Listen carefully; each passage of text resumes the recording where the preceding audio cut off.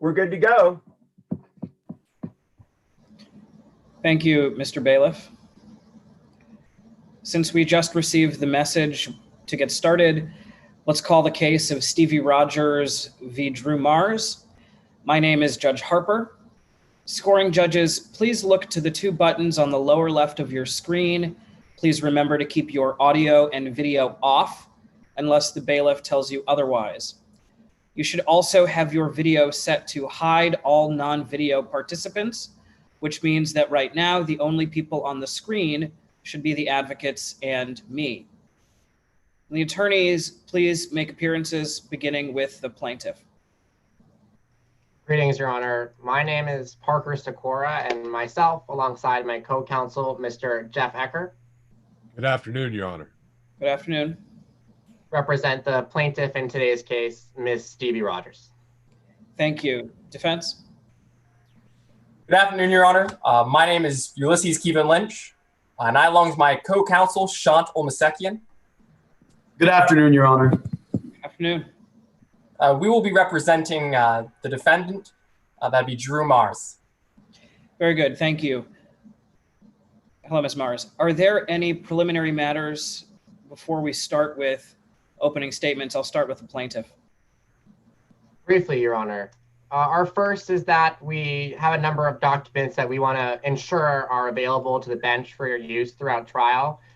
Today, it's our understanding that they're provided to you in a digital folder, and they would include the pretrial order, the complaint and answer, available case law, jury instructions, as well as the Midlands Rules of Evidence. Yes, that's correct. We have a virtual bench book, and I have a copy of that. The scoring judges do as well. Thank you, Your Honor. Additionally, we'd like to bring the court's attention to a previous evidentiary ruling, noting that Exhibits 1 through 7 are pre-admitted and may be used for any purpose at any time during trial. Does the defense have any objection to that? No? That's our understanding of the evidentiary ruling as well. Okay, very good. I'll just ask that to the extent that you're using one of those documents, it would be helpful to remind the court of that ruling. Anything else from the plaintiff? Yes, Your Honor. Given the digital nature of today's trial, we would like to inquire as to Your Honor's preference about requesting permission to share documents through the screen share function. Would you like us to ask in advance before doing so? You don't need to ask permission, but just be thoughtful about what you're sharing and when. If you're sharing a demonstrative exhibit, as you would in a courtroom, feel free to use it. If you're sharing an evidentiary document, make sure that it's been admitted before we share it to the jurors. And in the event that... Sorry, go ahead. In the event that we are using an exhibit via screen share to introduce a document to the witness prior to it being published to the jury, is it all right to constructively note that that document for the time being is out of the eye shot of the jury? Absolutely, yes. And finally, we just want to invoke Rule 615, the effective sequestration of all lay witnesses, barring party representatives, noting that at this time, the plaintiff's party representative is, of course, Ms. Stevie Rogers. That'll be fine. My understanding of the rule is that on your motion, the court does not have discretion not to invoke the rule. So the rule is invoked. Does the defense have anything to say about any party representatives? Yes, Your Honor. We would like to have Drew Mars as our party be here in court today. That's fine. Thank you. Anything else from the plaintiff? Nothing further, Your Honor. The plaintiff is ready to proceed to opening statements. Very good. Thank you. Defense? Yes, Your Honor. We would just like to ask for the invocation of Midlands Rule of Evidence 603, constructively swearing in all witnesses before they get to the stand. Yes, that's fine. That's granted. All witnesses will be constructively sworn. Anything With that, else? Your Honor, the defense is ready to proceed into opening statements. Very good. We will now hear the opening statements from each party. Everyone, please make sure that you are in speaker view. That button is on the upper right of your screen. Attorneys, please remember to mute your audio when the other attorney is speaking. Opening for the plaintiff, Your Honor. You may proceed. In today's era, there may be no job more important than a nurse. And if there's one positive from these past few months, It's that we've highlighted an underappreciation for the thousands of men and women who risk their lives to ensure safety, health, and comfort. For 10 years, you'll learn that Agatha Lee, a renowned author, trusted the defendant, Drew Mars, with her life. The defendant lived with Miss Lee, was supposed to take care of Miss Lee, and every week, the defendant prepared Miss Lee's medication. Miss Lee trusted her nurse so much that she decided to leave her $20 million estate to the defendant. But then on August 14th, you're going to learn that something changed. After rekindling a relationship with her granddaughter, Miss Lee decided to change her will, leaving everything to her family. And overhearing this conversation, knowing she had to do something, the defendant saw a window of opportunity. And that night, before Agatha Lee could ever change her will, she died, and the defendant stood to inherit everything. And that's why we're here today. Stevie Rogers, Agatha Lee's only granddaughter, seeks a recognition for the truth of what happened to her grandmother. But today is not a criminal trial, which means your decision today, it can't send the defendant to prison. But we're still here for justice, because according to the law, if you killed somebody and you meant to do it, you're not allowed to inherit anything from their estate. So if we prove our case by a preponderance of the evidence, that it's more likely than not the defendant intentionally killed Agatha Lee, she won't be allowed to inherit a nickel of Miss Lee's estate. And I'm going to walk you through step by step how we're going to prove that the defendant seized on her window of opportunity. And that window began around noon on August 14th. She had just overheard that she was being taken out of the will, and she knew she was running out of time. So after dropping Miss Lee off at lunch, you'll learn the defendant went to a pharmacy. Now, being Miss Lee's nurse for 10 years, the defendant had a wealth of knowledge when it came to Miss Lee's medication. In particular, the defendant knew that Agatha Lee was deathly allergic to a drug, chloroandramine. And she knew chloroandramine felt like, tasted like, and looked exactly like one of the meds that Miss Lee took every night. So they got back from the pharmacy, and that night, Stevie Rogers will tell you that she saw the defendant sneaking off towards Miss Lee's bedroom. And that's when you'll learn she switched the pills and she killed Agatha Lee. Now, you're also going to hear from a private investigator, Marcus Bond. Mr. Bond will explain how the autopsy report makes it clear that Agatha Lee died from chloroandramine. And when they searched the defendant's bedroom, they found a bag with chloroandramine inside. And when they tested that bag for fingerprints, you'll learn that there was only one match. The defendant's. The defendant seized on a window of opportunity. And after we prove that she killed Agatha Lee, we're going to ask that you don't allow Miss Mars to profit off of the same person she promised to protect. Thank you. Thank you, counsel. Do we have an opening statement for the defendant? Yes, Your Honor. May I proceed? You may. No motive to murder. Ladies and gentlemen of the jury, you're going to be presented with a pretty complicated case. It's going to involve the difference between chlorandramine and winterin.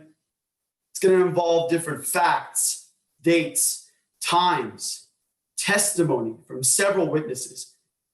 But I want you to focus on one moment. A moment that will make this convoluted jumble of facts very straightforward. That moment is the morning of August 14th, where a conversation took place between the world-renowned author Agatha Lee and her granddaughter, Stevie Rogers. It's this conversation where Stevie Rogers learns that she won't be able to inherit a dime of the $20 million estate of her grandmother. See, Stevie Rogers inherited $2 million back in 2008 from a trust fund. 10 years later, in 2018, she had spent all of that money touring around the world, having a good time. But she wasn't concerned because through 2008 to 2018, she believed she was receiving all $20 million of Miss Lee's estate. That's a nice cushion to spend money as you please. But on August 14th, Miss Rogers learned that she won't be taking any more trips to the sandy beaches of the Caribbean unless she stands on her own 2 feet. She learned that she can't treat her grandmother like a personal ATM. She learned that Drew Mars, Agatha Lee's beloved caretaker for over 10 years, was set to inherit the estate. On August 15th, a day later, Miss Lee was found dead. She had ingested a fatal dose of chlorandramine, medication she was highly allergic to. See, it's that moment, that conversation, where Agatha Lee tells us herself in more or less words that Drew Mars had no reason to murder, no motive to murder. Defense in today's case bears no burden. We don't have to call any witnesses, make any statements. That burden rests entirely on the plaintiff. They have to prove through a preponderance of the evidence that Drew Mars knowingly or purposefully killed Miss Agatha Lee. Members of the jury, you simply have to ask yourselves, is it more likely than not that Drew Mars killed Agatha Lee? And we're going to show you that Drew Mars had no reason to murder Agatha Lee. And if you have no reason to murder someone, it's more likely than not that you didn't. And we're going to prove that to you today by calling up 2 witnesses. First, we're going to call up Drew Mars herself. She's going to tell you all about how she looked up to Miss Agatha Lee, how she viewed her as her own grandmother, and that when Stevie Rogers, in that moment we were discussing earlier, asked her grandmother whether she could be put back into the will, Miss Lee said no. As any good grandmother would, she wanted her granddaughter to make a name for herself, to get a regular job for the first time in her life. But you don't have to take the defendant's word for it, because we're going to call up Ryan Cabrera. He's a famous biographer, and he was working on writing a biography for Miss Lee. He's going to confirm the loving relationship between Miss Agatha Lee and her caretaker, Drew Mars. He's also going to say that when Miss Agatha Lee and him were having lunch, that Miss Agatha Lee said, "I hope my granddaughter can forgive me that I said no. Now, members of the jury, I want you to ask yourselves a very important question throughout the entirety of this trial. Why? Why would Drew Mars kill someone she looked up to, who she viewed as her own grandmother? Why would she kill someone who had been so generous with her, provided her a home, food, clothing, and most importantly, a genuine friendship? Members of the jury, you're going to learn today that Drew Mars had no motive to murder. And that's why at the end of today's trial, my co-counsel, Mr. Ulysses Kevin Lynch, well, he's going to come up and ask you to find the defendant not liable. Thank you.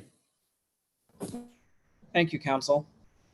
Before the plaintiff calls its first witness, I'm going to ask that everyone switch their view to gallery view.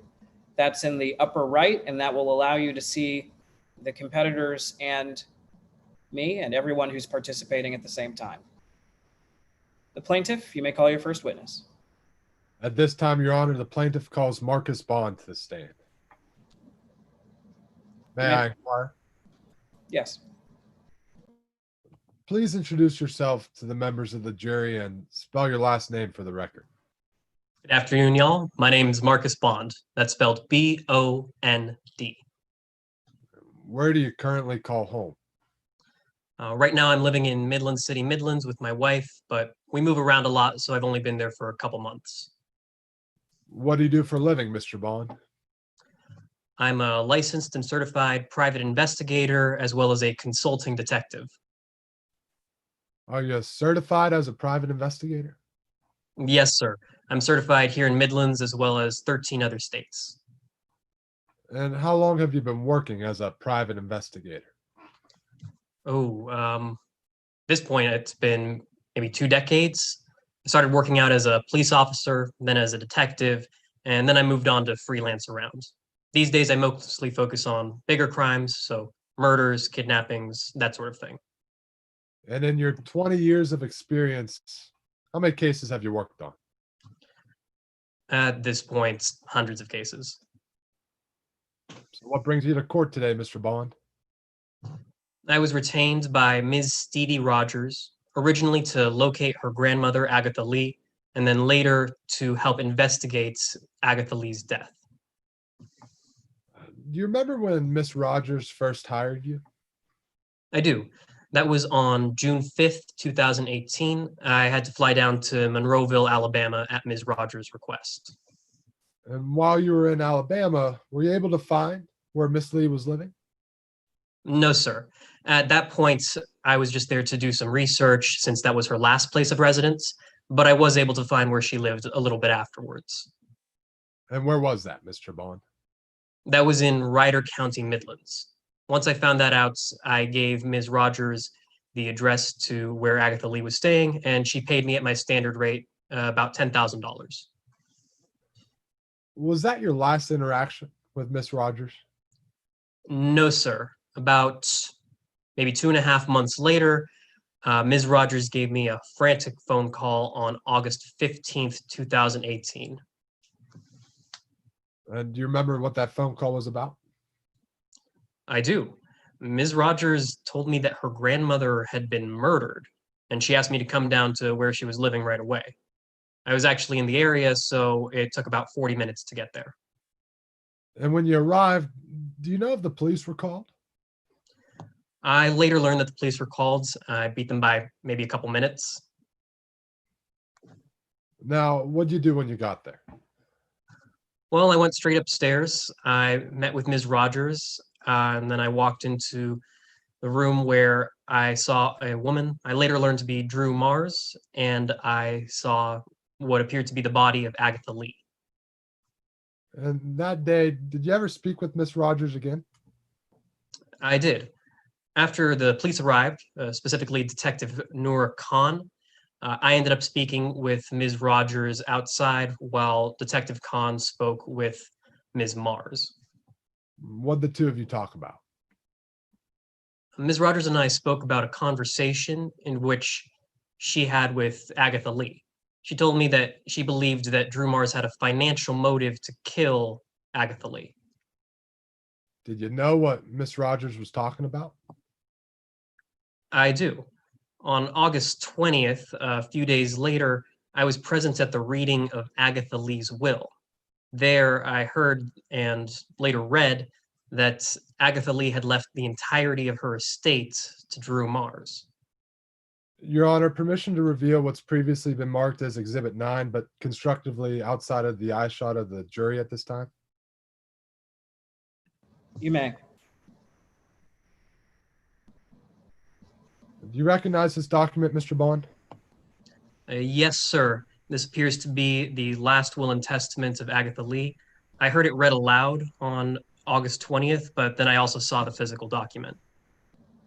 And does this document appear to be changed or altered in any way? No, sir, it doesn't. Is this an accurate copy of this document? From what I remember, yes, sir, it is. Your Honor, at this time we offer Exhibit 9. Any objection? No objection, Your Honor. Okay, Exhibit 9 will be admitted on consent. So, Mr. Bond, under Article 2, disposition of property, could you read that first sentence? Sure. That sentence reads, I leave my entire estate, including all real and personal property, including future royalties from my book, Death in a Bottle, to my devoted caretaker, Drew Mars. So long as Drew Mars survives me, I specifically intend to exclude my grandchild, Stevie Rogers, from receiving any benefit from my estate under this will. Now, Mr. Bond, do you know how much Agatha Lee's estate was worth? I couldn't give you an exact number, but through the course of my investigation, I learned that her estate was worth several $1 million. Your Honor, this time I'll be reading stipulation number 24 onto the record. At the time of Lee's death, she had no debts and had $19,838,235 in cash. Lee also owned Lee Manor free and clear with an estimated value of $2.1 million. Estimated future royalties for Death in a Bottle are approximately $3 million. So, Mr. Bond, do you know if Miss Mars was aware that she was the sole heir to Agatha Lee's fortune? I do know that she was aware of this fact. And how did you come to learn this? As a part of my investigation, I came across an email Ms. Mars had sent to a friend of hers in which she indicated this information. Your Honor, once again, I ask. Objection, Your Honor, under Midland's Rule of Evidence 1002, best evidence. Your response, Mr. Ecker? Yes, Your Honor, we're actually just about to enter the email now. We were just laying the foundation that he knew about it. That's fine. The objection's overruled for now. And Your Honor, with that, I ask permission to reveal Exhibit 13 outside the eyeshot of the jury till it's published. Yes, you may. So, Mr. Bond, do you recognize this? Yes, sir. This is a photograph I took of an email that Drew Mars sent to someone named Logan, it appears. And does this photo accurately relay that email? Yes, sir, it does. Your Honor, at this time, we offer Exhibit 13 into evidence. Objection? Yes, Your Honor. Objection under hearsay. Not to the statements of Drew Mars, which are party opponent exception, however, to the statements of Ms. Lee and the will. Response, Mr. Ecker? Yes, Your Honor. We're not offering the statements of Miss Lee or to the will for the truth of the matter. We've already entered the will into evidence. We're just offering this to show notice and knowledge that the defendant did in fact know that she was the sole heir to Agatha Lee's fortune. How about that, Mr. Kevin Lynch? The will is already in evidence, so what's the harm of allowing this document unredacted?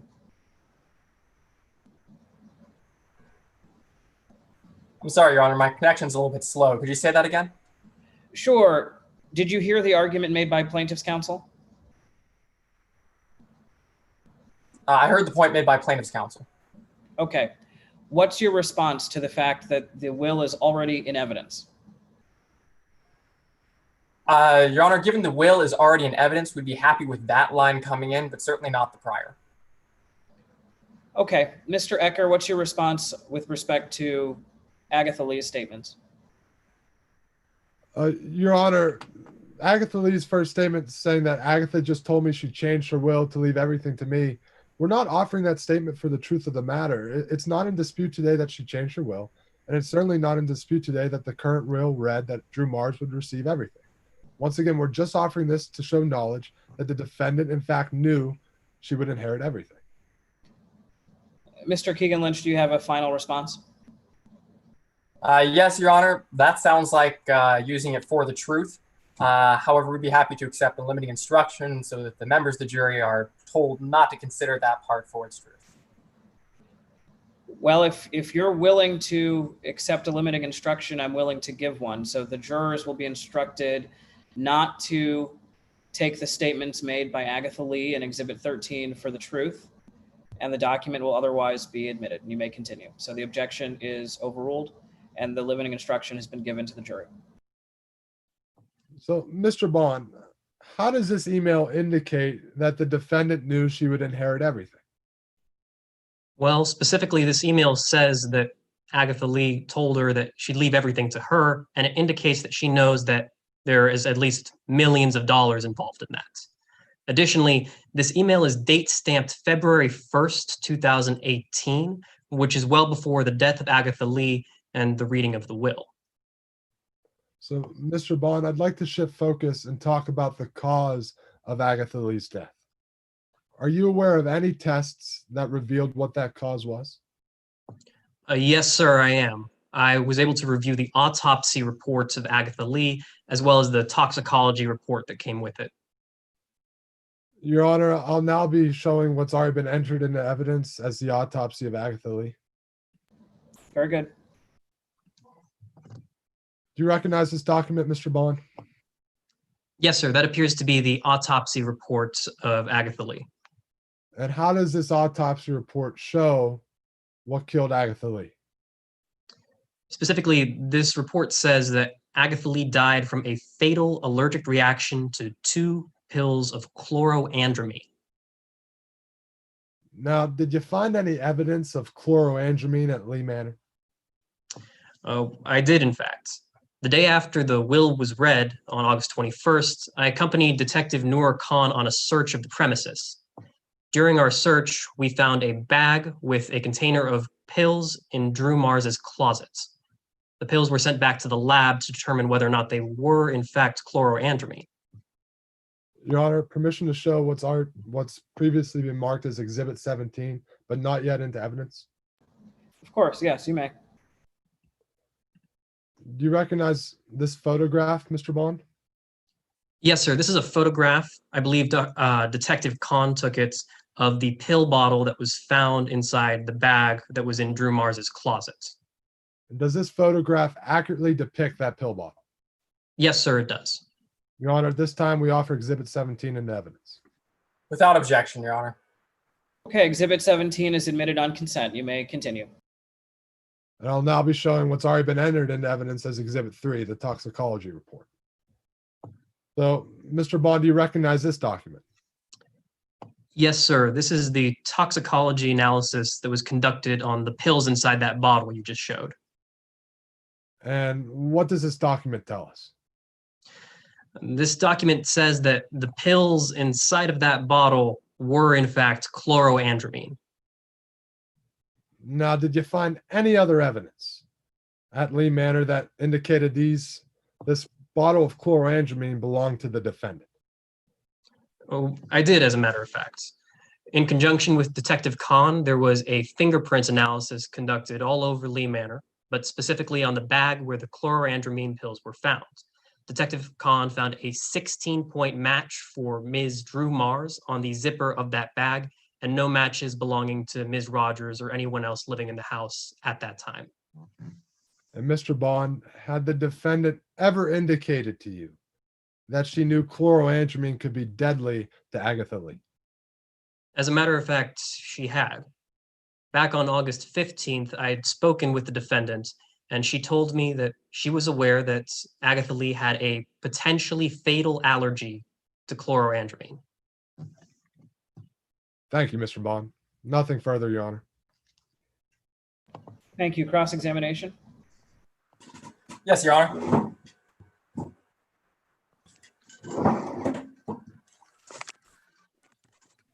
And before I begin, Mr. Bond, I'd just like to say that my internet connection is a little bit slow. So if at any point I cut you off, just let me know, and I'd be happy to let you finish your answer.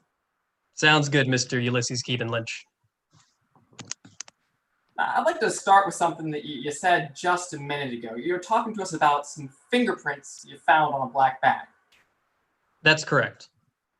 Now, a fingerprint isn't a timestamp, is it? No, sir, it's not. Doesn't tell you when a person touched an item. Generally, no. Doesn't tell you what that person was doing when they touched that item. No, sir, it doesn't. So, sir, you don't know with certainty whether or not Mr. Drew Mars bumped into that bag while digging through her closet or something. I can't tell you exactly what Drew Mars was doing while that fingerprint was placed. I can just tell you that her fingerprint was on the bag. I'd like to talk a little bit more about where exactly that black bag was found. All right. Like I said a moment ago, you searched the premises with Detective Khan, right? That's correct, sir. Mr. Olmasekian, could you pull up Exhibit 14, constructively not shown to members of the jury? Well, that's a picture of the defendant's closet as you found it, correct? That's correct, sir. This is a photograph, I believe, taken by Detective Khan. A motion to admit Exhibit 14 into evidence.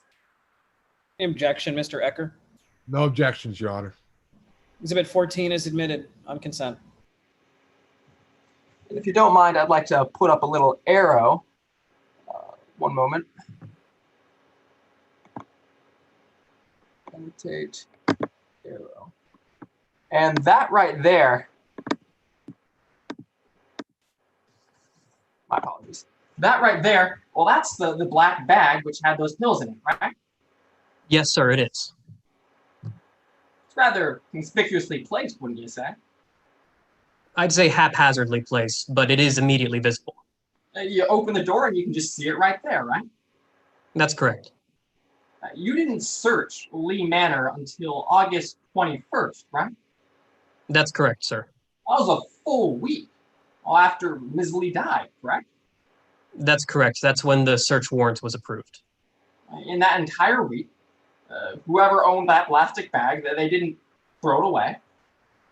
Very clearly they did not, sir. Well, they didn't try and dig it in a hole in their backyard or get rid of it some other way. It doesn't appear to be so, sir. They didn't even stick it underneath that big pile of blankets where it'd be hidden from view. No, it looks like it was just thrown in there haphazardly. Sir, in your own words, you'd say that this all just seems a little bit too tight. Yes, in reference to the location of the bag with respect to the rest of the investigation. Because you know that Stevie Rogers also knew about Miss Lee's chlorandramine allergy. That wouldn't be exactly one of the reasons why I would say that it was very tidy, but it's one of those. You knew that Stevie Rogers had access to Miss Lee's pill organizer. That's correct. And you'd agree with me. You'd agree with me, sir, that you never saw who put that bag in that closet. No, sir, I very much did not. Now, Mr. Bond, as a detective, you'd say that your loyalty is to the truth, correct? That's correct. As a consulting Finding detective. the truth requires getting as much evidence as possible, correct? That's correct, sir. Sir, you never asked Stevie Rogers what she was doing the night before her grandmother died. Me personally, I did not. You also heard from Stevie Rogers about a conversation between her and her grandmother, correct? That's correct, sir. Involving a will, correct? That's correct. But you never spoke with a witness named Ryan Cabrera about that conversation, correct? No, sir, I personally did not. And Mr. Olmosecond, could you take down Exhibit 14 for us?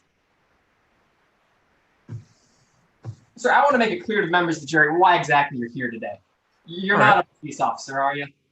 Not currently. I've been retired for about 15 years from the police force. You're not being paid by the state of Midlands.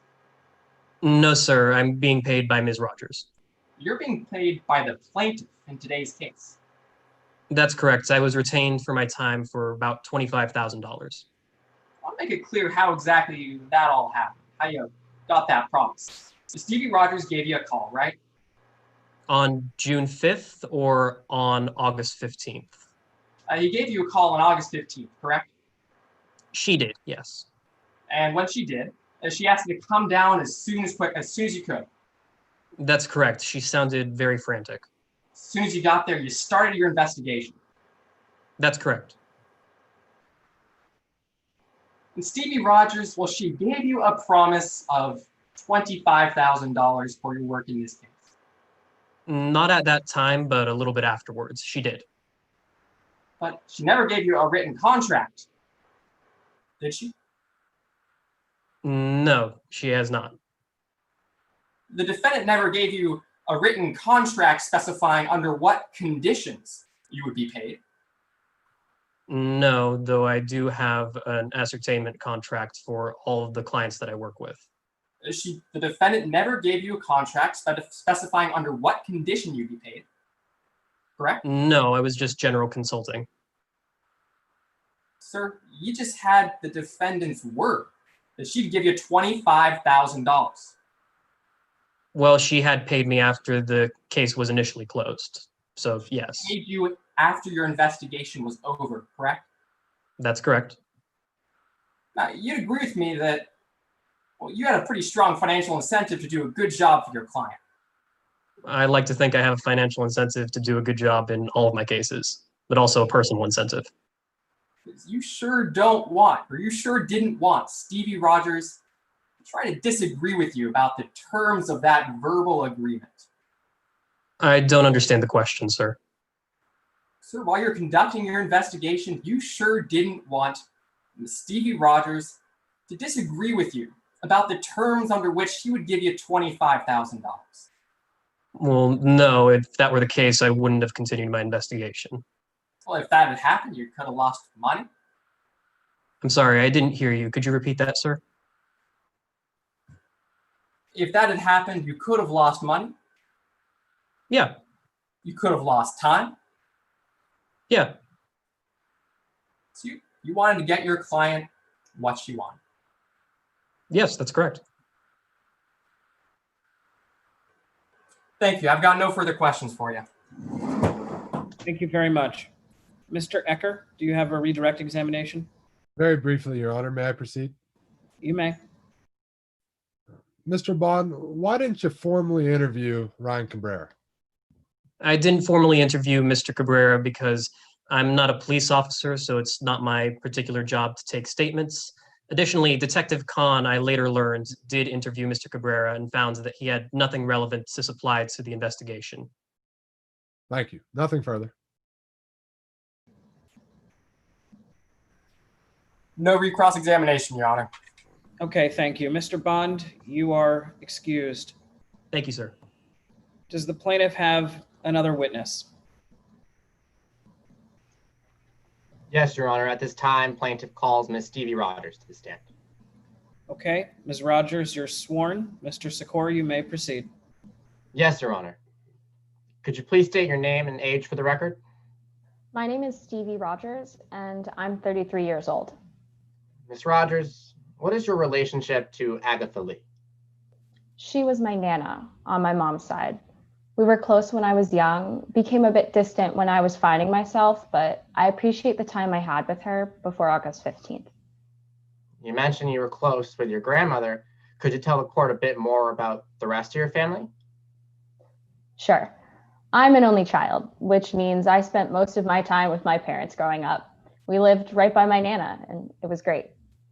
But 2 weeks before my 21st birthday, both my parents died in a car accident. It was a drunk driver incident on the 4th of July weekend. What did you do after you lost your parents? I needed distance to heal. My Nana and mom were just so alike that being home reminded me only of what I had lost. I was struggling in law school and needed to be elsewhere. So I traveled, trying to do good, trying to feel good. I volunteered. I played my ukulele in the streets. But traveling alone was hard. And I spent a lot of time in many rehabilitation centers. Ms. Rogers, do you recall where you were in the summer of 2018? I had just gotten cleared to leave my rehabilitation center, and I learned there that support systems were important, and I wanted to be somewhere that I had roots. So what did you do? I went to my Nana's home in Midlands and asked to stay, to spend time with someone that was important to me while I was feeling vulnerable. It was coming up on the 10th anniversary of my parents' death, and being with family felt good. So when did you arrive at your grandmother's house? July 4th, 2018. Like I said, I had just left the rehabilitation center, so I brought all my things and my ukulele with me. When I saw my Nana, it was like being a kid again. How do you mean, Miss Rogers? We had a lot of catching up to do. We told each other stories. I played her songs. I had recently learned some healthy recipes, so I made her breakfast every morning. We really picked up where we left off. Was it just the two of you staying at Lee Manor? No, Nana had a nurse that lived in the house with her, Drew Mars. Do you know how long the defendant worked at Lee Manor? Since February 2008. I personally am a big fan of crystal healing, but Nana explained to me that a nurse was better for her situation after having a heart attack. Now, during your time at Lee Manor, Miss Rogers, did you see any of the duties that the defendant performed as a part of her job? Yes, Drew was there to care for my Nana's physical health. A big part of Drew's job was getting the prescribed pills she had to take.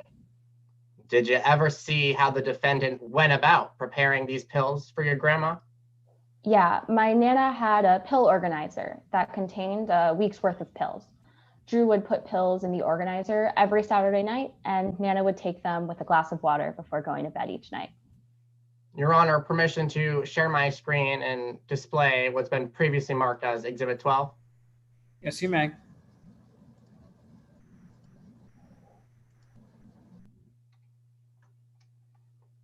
Now, Miss Rogers, what is this? That's Nana's weekly pill organizer. Is it how you remembered it when you saw it in the summer of 2018? Yes. Your Honor, at this time, plaintiff offers Exhibit 12 into evidence. No objection, Your Honor. Thank you. Exhibit 12 is admitted on consent. Now, Ms. Rogers, between your arrival on July 4th and August 14th, 2018, who did you see staying at Lee Manor? Only Nana, me, and Drew Mars. It was definitely a lot quieter than some of the hostels I've stayed at. I liked the peaceful change of pace. I want to direct your attention specifically to August 14th, 2018. Could you tell us how that day began? Yeah. I brought Nana her favorite breakfast, just coffee and a black grapefruit. I knew all these recipes from around the world, but Nana was always happy with just that. We ate together in her study and talked for hours. What did you talk about? First, we talked about how happy we were to be together again. Then we started talking about my future.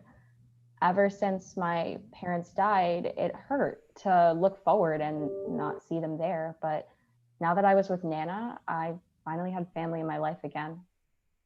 What do you mean by the future, Miss Rogers? Nana said she was glad we had rekindled our relationship, and she planned to draw up a new will and leave her estate to me.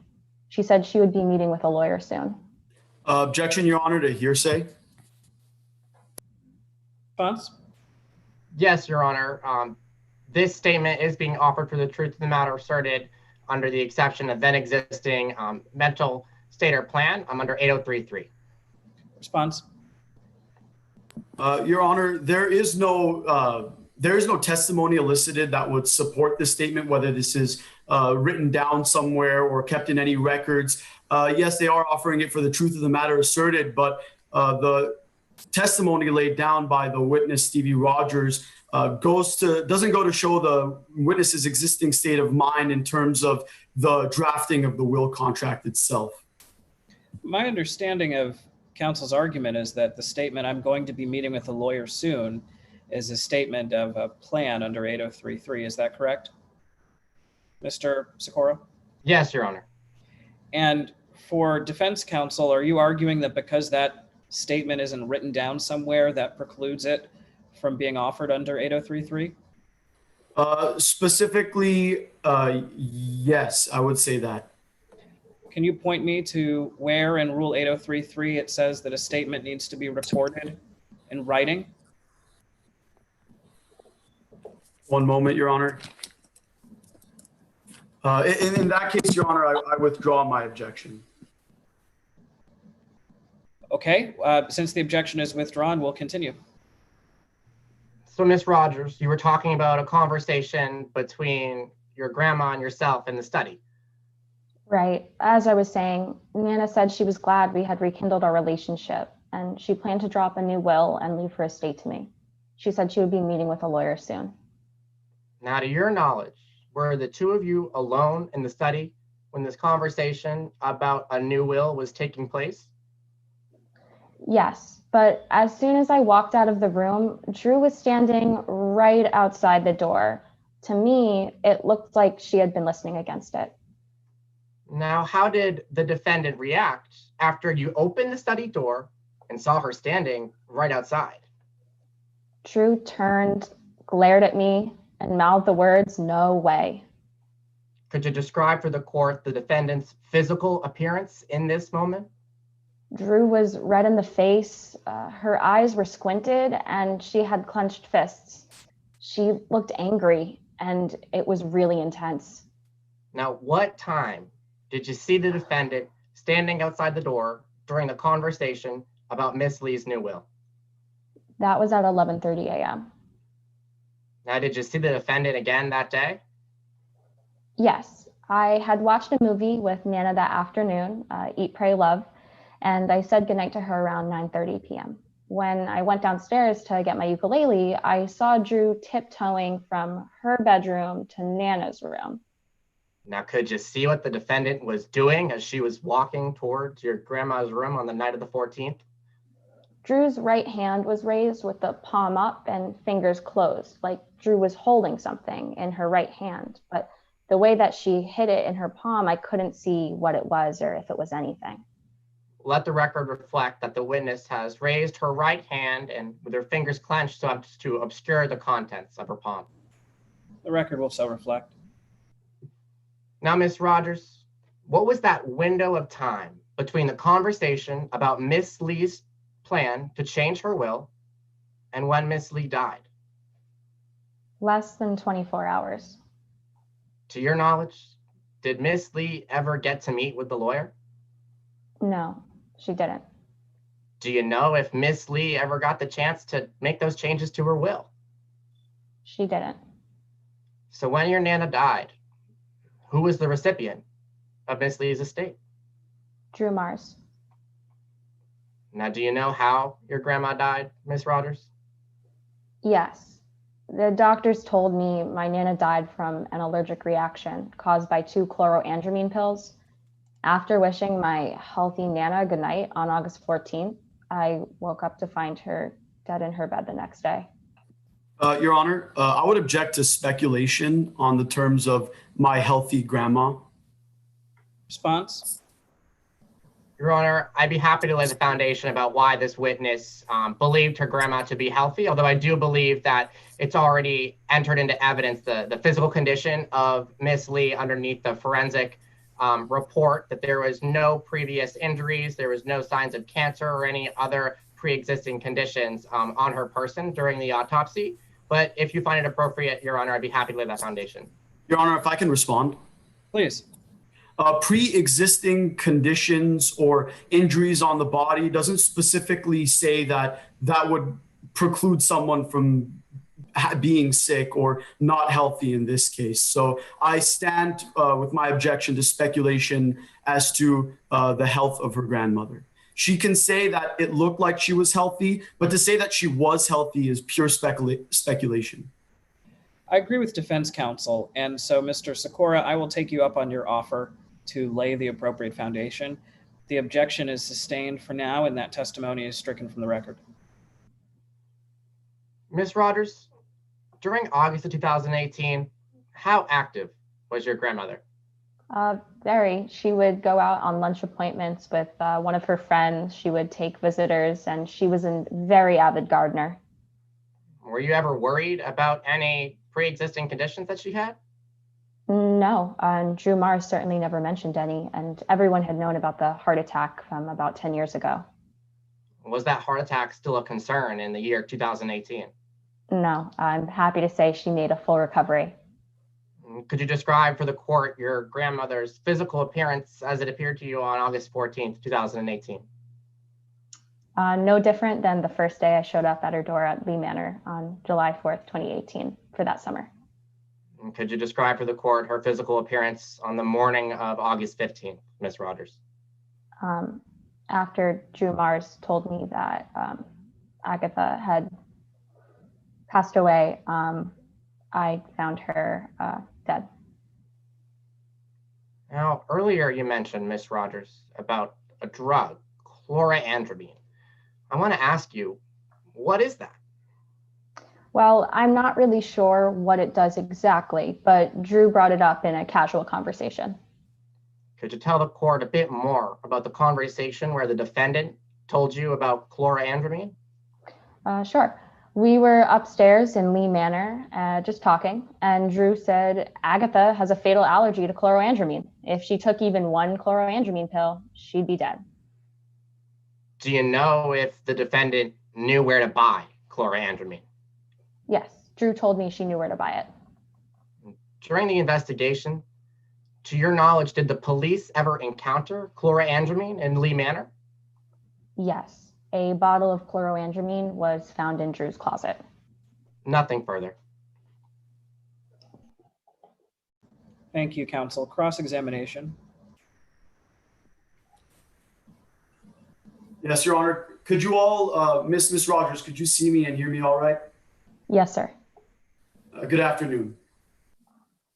Good I'd like to afternoon. start off by something you mentioned on direct examination.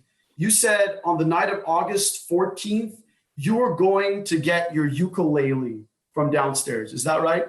Yeah, usually in the night, I'll go have a drink and play my music outside. Well, Miss Rogers, that's not quite my question. You said on direct examination that you went downstairs on the night of August 14th to grab your ukulele. Is that right? Yeah, like I said. But Miss Rogers, you would say, in fact, that you went downstairs to have a drink of brandy. Is that right? Yeah, with my ukulele. All right. Well, I'd like to talk about your trust fund. Sure. You inherited that trust fund in 2008. Is that right? I did.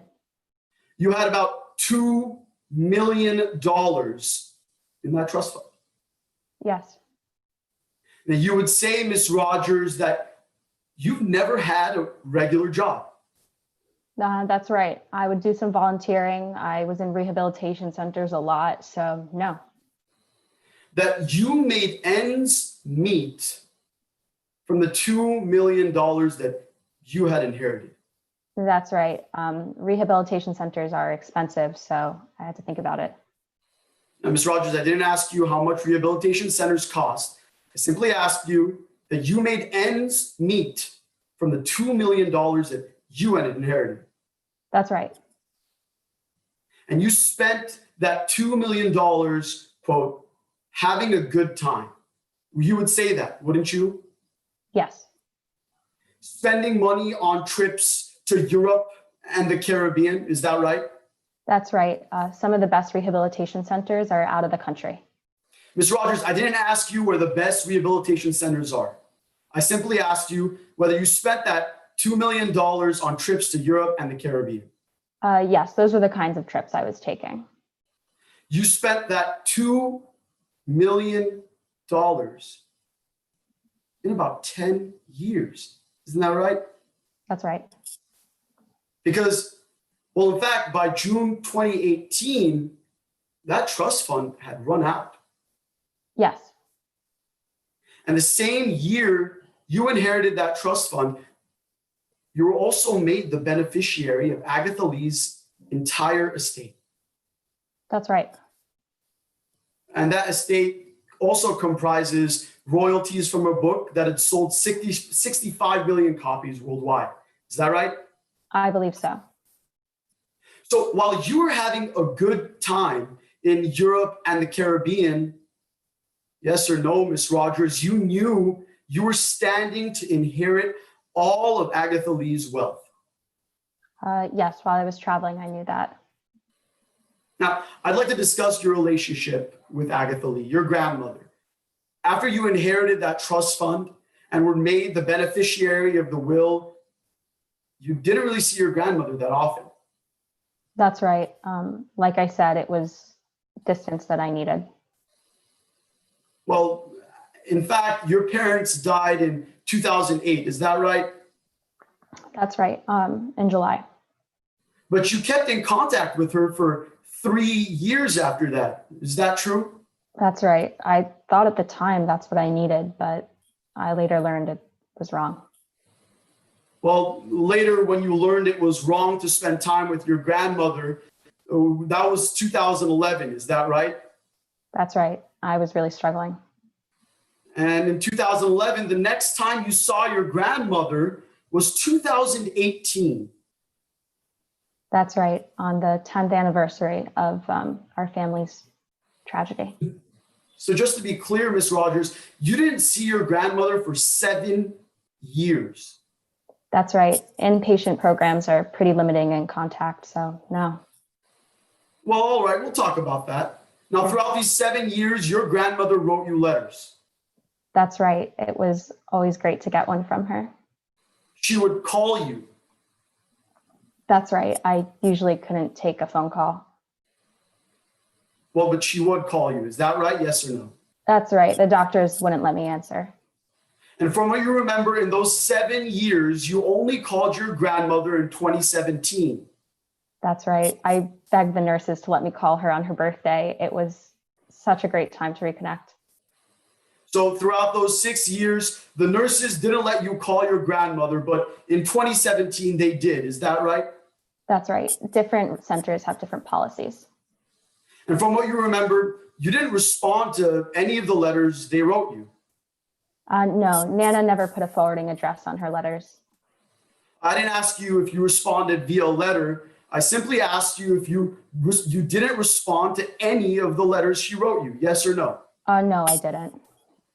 And from what you remember, you didn't respond to any phone calls other than the one in 2017. Other than the birthday call, that's right.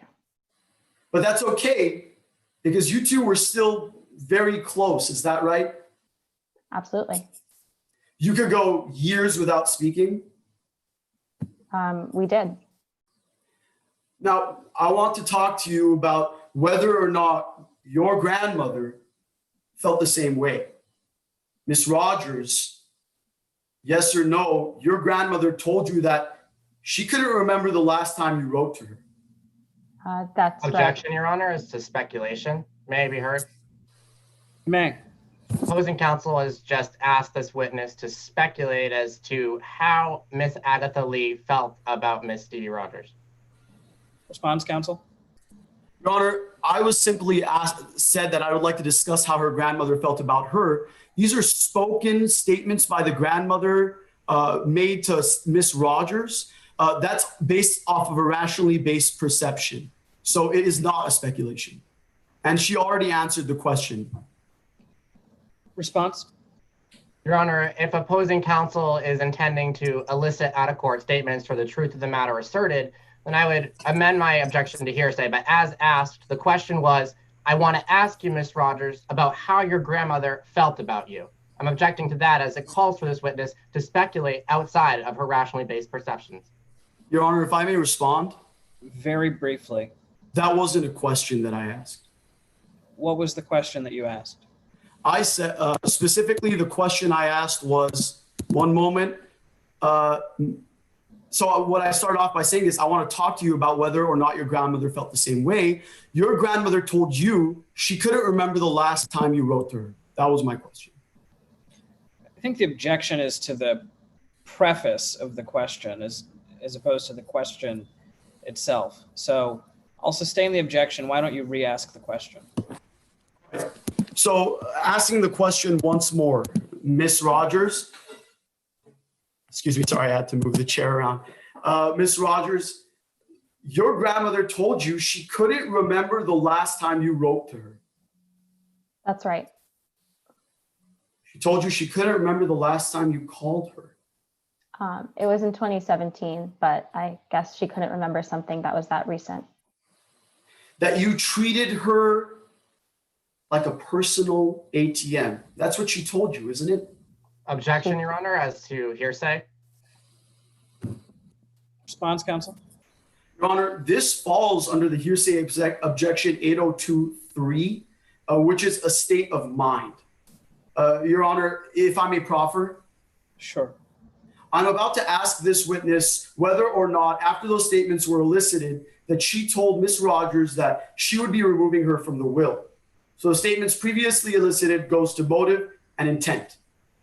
Motive and plan. Response, Mr. Sikora? Yes, Your Honor. And the specific statement we're objecting to is that you treat me like a personal ATM.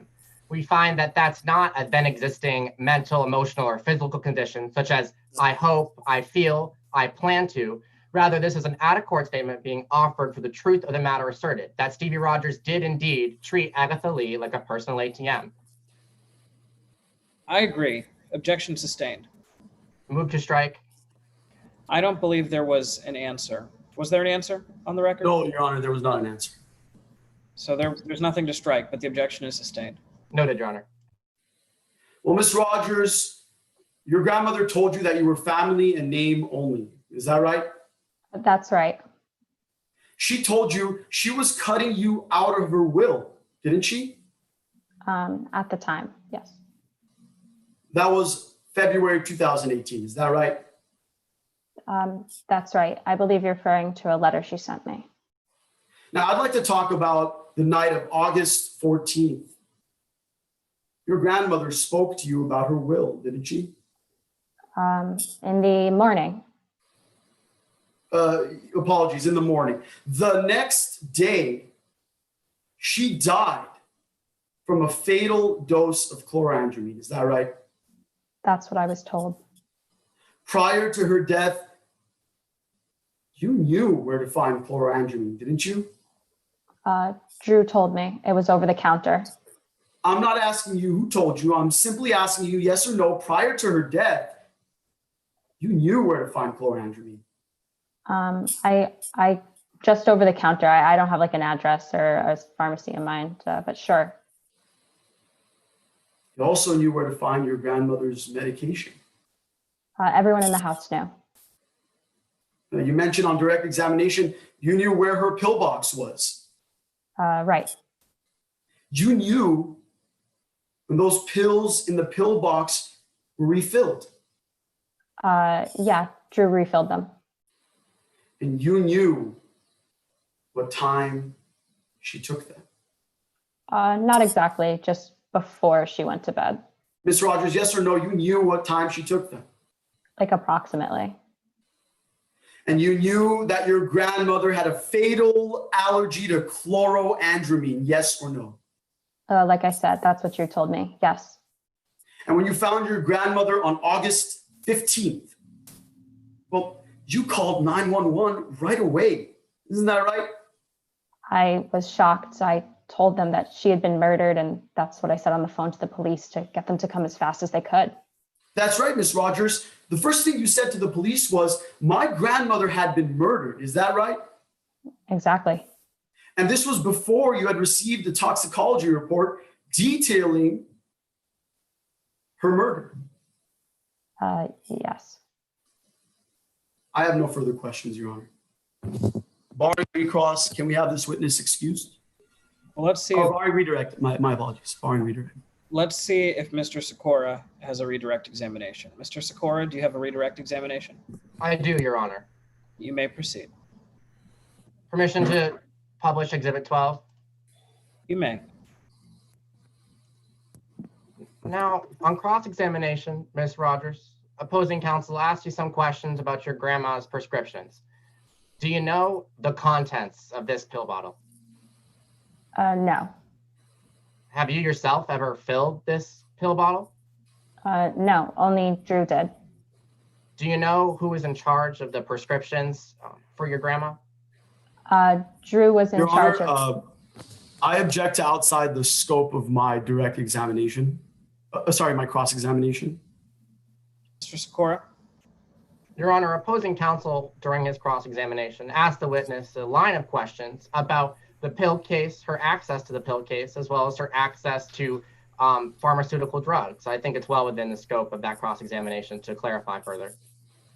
Why, counsel, do you believe this is outside the scope of your cross-examination? Your Honor, I never specifically asked who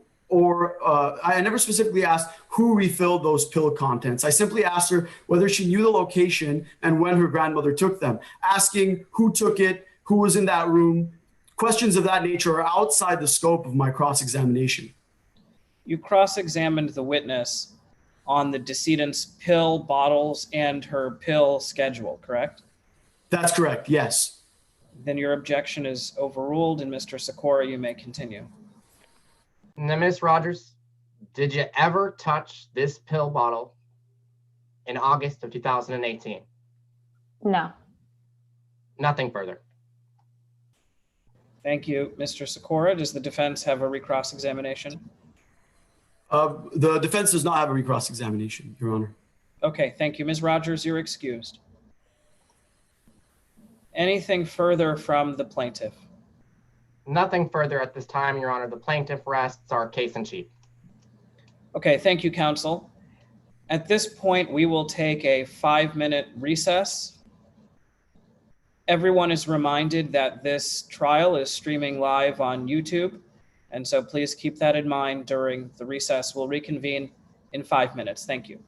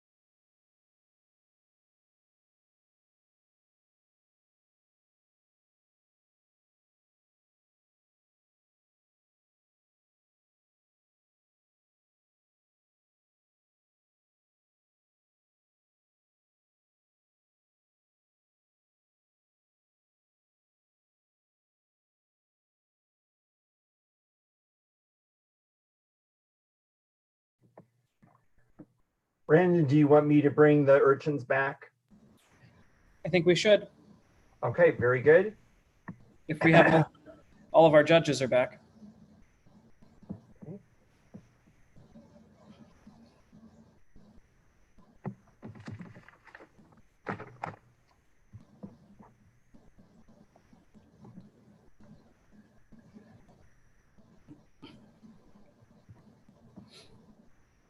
Gonna check on the judges.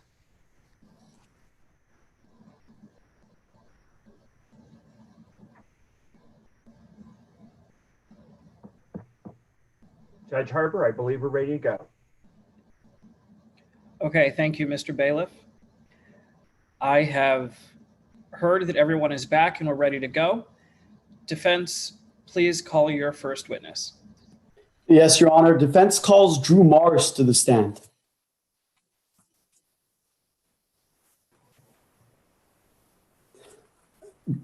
Good afternoon, Miss Mars. Good afternoon. Can you please introduce yourself to the court? Hello, everybody. My name is Drew Mars. And Miss Mars, what do you do for a living? Well, I used to work as a caretaker for the late Agatha Lee. Now I work part-time as an at-home nurse around Ryder County. Now, I'd like to talk to you about how you met Agatha Lee. Tell us about how you started working for her. I answered a job ad in 2008 to help out Miss Lee with just some assistant caretaker work. So cooking, cleaning, driving, medical assistance. But when I was promoted to the head caretaker, it turned out to be one of the best jobs I ever had. I was her at-home nurse and her friend for a little over 10 years. And how would you describe your relationship with Miss Lee? She was like a grandmother. Agatha was a role model. She was strong, intellectual, independent, and she really inspired me to work on myself and to grow. Now, Miss Mars, I have to ask you, were you getting paid for your services? I was, yes, very generously. By the time Agatha passed away, she was paying me around $80,000 a year. Plus, I was living with her. So she even covered my room and board. She was extremely generous. Did you both ever talk about money, whether it be to get a raise or anything else? Not really, no. Every year I'd get a raise without fail. The only time we ever spoke about money was when she brought up the will. Her will? Could you please explain the circumstances? In February of 2018, she showed me her will and who she would be leaving the estate to.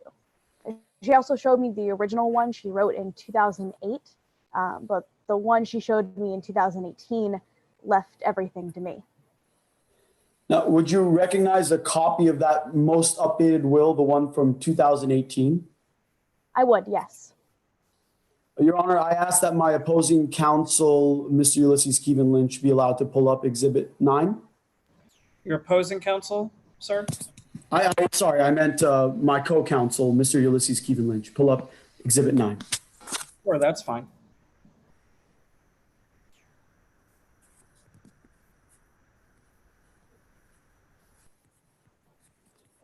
Now, Ms. Mars, could you please read the line from which you understood that her entire estate would be left to you? It was from this line right here in the second article. I leave my entire estate to my devoted and beloved caretaker, Drew Mars. So long as Drew Mars survives me, I specifically intend to exclude my grandchild, Stevie Rogers, from receiving any benefit from either my estate or under this will. Thank you. Mr. Kevin Lynch, you can take down Exhibit 9. Now, I would like to talk to you about Agatha Lee's relationship with the aforementioned Stevie Rogers. Had Agatha spoken to you about him? Sorry, excuse me, her? Yes, she spoke about her all the time. Stevie was the only family Agatha had left. She always loved Stevie, but it had been a long time since they spoke to each other. And when was that? It started right after Stevie's mother died, Agatha's daughter, in 2008. Stevie just kind of stopped showing up around the house. I mean, Agatha would try to reach out any way she could. She would write, leave voicemails, even try to email him, although she could never remember her Gmail password. It went on like that for a good 10 years. Did Agatha say anything about the lack of contact? She told me she was heartbroken. She felt like she lost the only family she had left. Eventually, it got to the point that she started losing motivation to contact Stevie. The last letter she wrote to him was detailing how she was Objection, going Your to Honor. remove her from the will. Objection, Your Honor, to speculation that she had lost motivation to contact Stevie Rogers. Response? Your Honor, this is based on a rationally based perception. Miss Mars had been speaking to Miss Agatha Lee for a while. If I may proffer. Sure.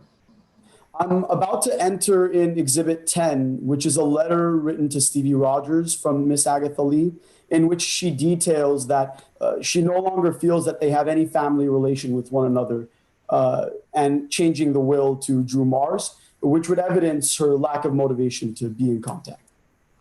But then it would seem more sensible to me to get into that testimony when that document has been admitted. Your Honor, we were simply laying down the foundation for that. Miss Mars was about to discuss how she had detailed that in the letter. Mr. Ecker, do you have a response, Mr. Ecker? Yes, Your Honor. It sounds like they're trying to lay foundation through speculation, and that's inadmissible. I think that's right. You seem to have a document that you intend to try to admit. You can certainly try to lay that foundation, but I don't think that this particular question and answer is appropriate. I do find that it's speculation. So the objection is sustained and the answer is stricken from the record.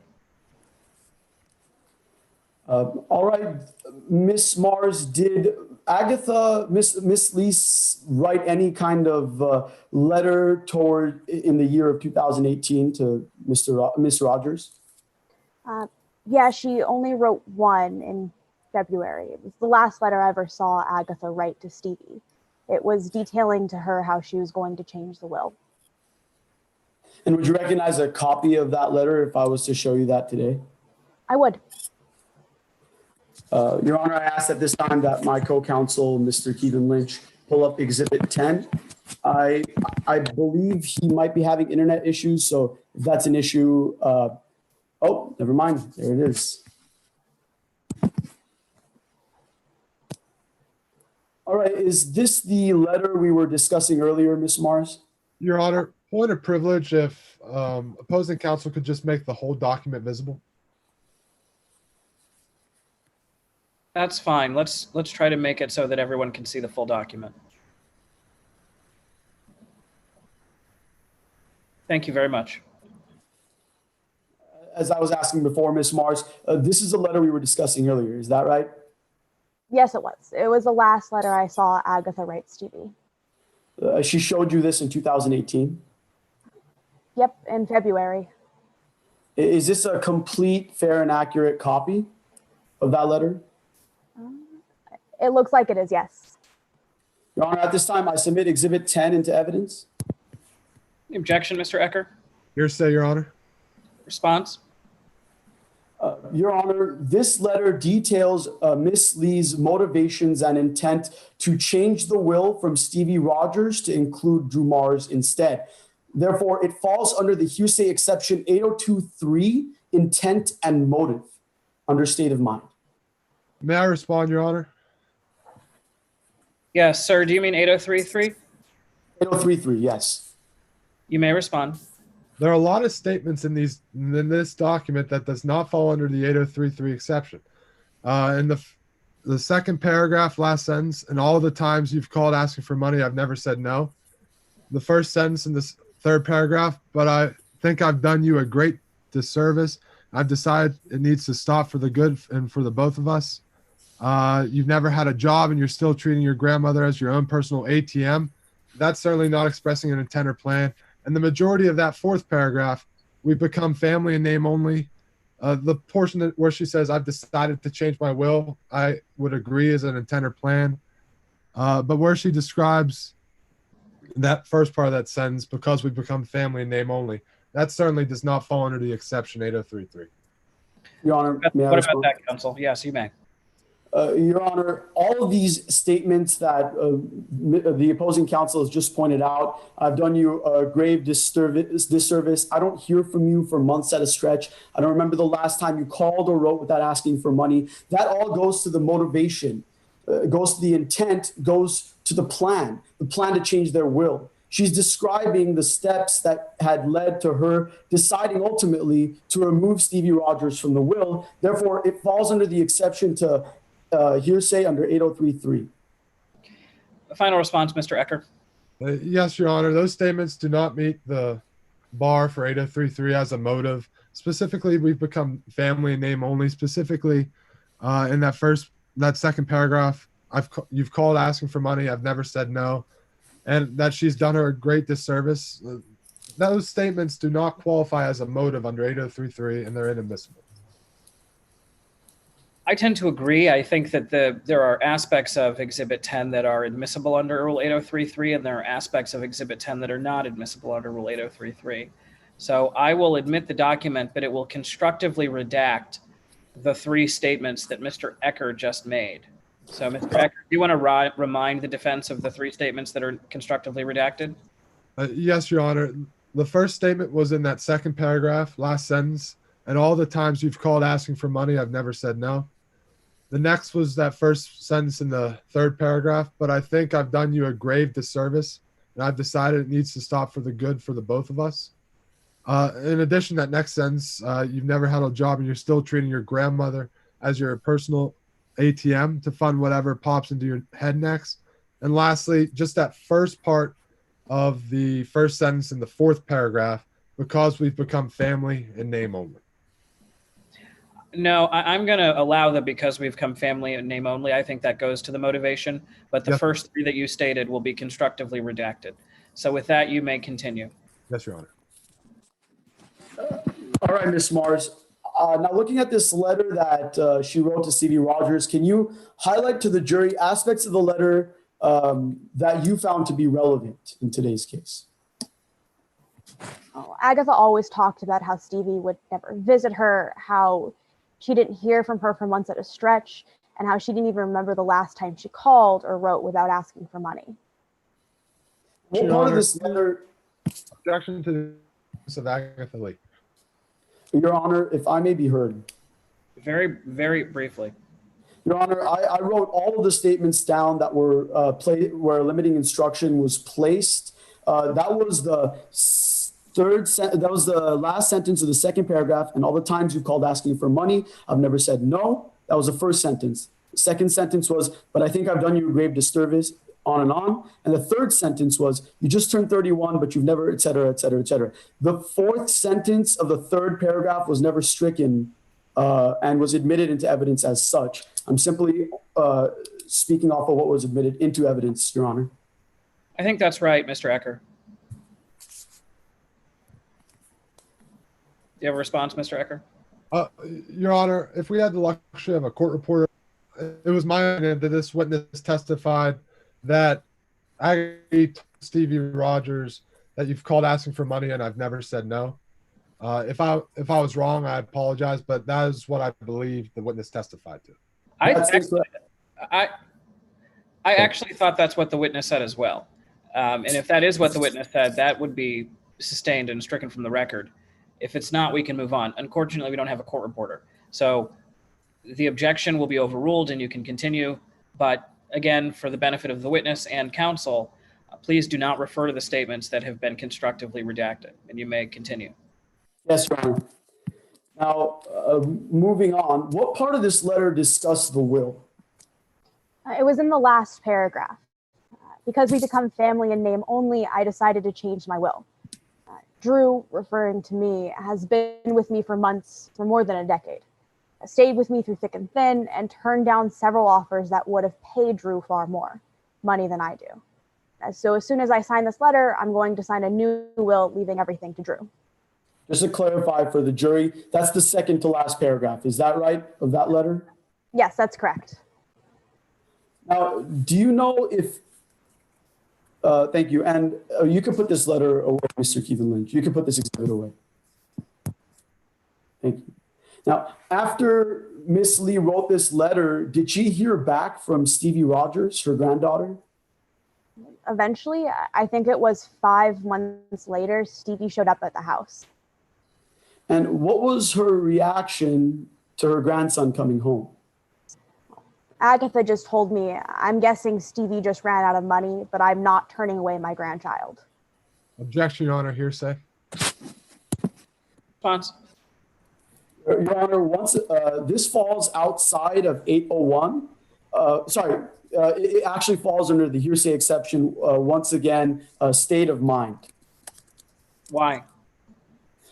Well, Your Honor, this was an utterance, an emotional utterance by Miss Lee once her grandson had returned to her after 7 years of not seeing him.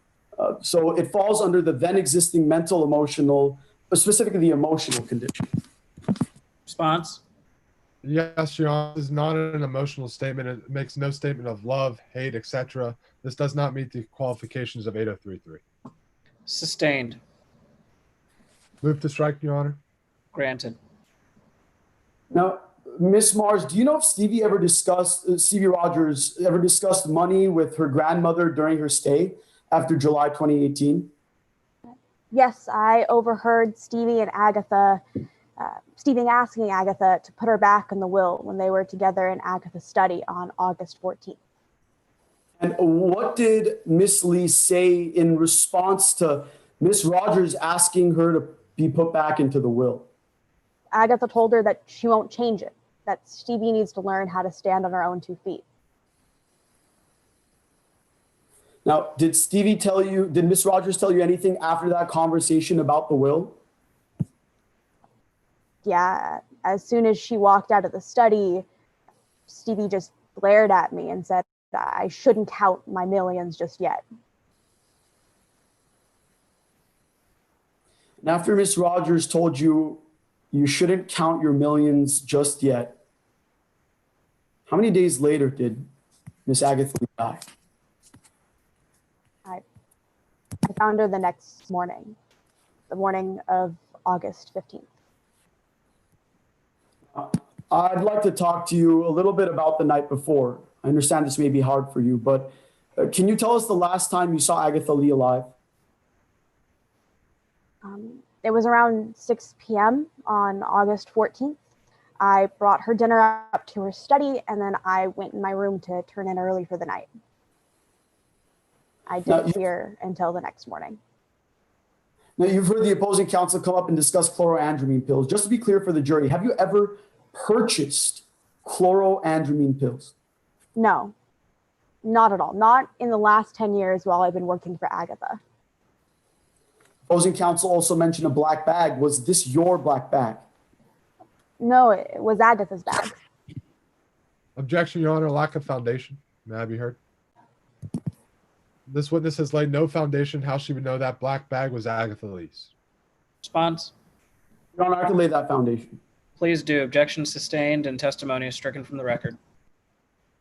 Now, Miss Mars, did Miss Lee ever keep any of her items in your closet in your room?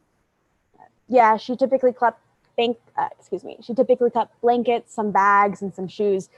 They were all in a corner of my closet. Now, just to ask you again, opposing counsel mentioned a black bag. Was this your black bag? No, as far as my understanding, it was within that corner of the closet. It's Agatha's corner. Objection, Your Honor, lack of personal knowledge. May I be heard? Yes. It's appropriate for this witness to testify if she knew Agatha Lee kept certain things, but to testify that that specific bag was hers, when she never saw Agatha Lee place that bag in there, Agatha Lee never told her that bag was hers, is a lack of personal knowledge to say that specific bag would be hers. Defense counsel. Your Honor, this is not speculation. It's based off of her rational. Sorry, what? Continue. It's based off of her rationally based perception. See, no one was living in the house at the time besides Drew Mars and Miss Lee, as well as the defendant when around the month of June to August. So to claim that this bag was Miss Lee's after laying the foundation that Miss Lee kept her items in her closet, well, that's a rationally based perception and doesn't fall under speculation. I think it's a good argument. I think it's fine for the witness to testify about what she perceived, but let's stick it to that. If she doesn't have personal knowledge that it was, in fact, the decedent's bag, she shouldn't say that. So the objection will be sustained, but Your Honor, Yeah. may I ask for a limiting instruction to only cut off the parts of the statements that said that it is Miss Agatha Lee's bag while keeping the parts that said it isn't my bag? Yes.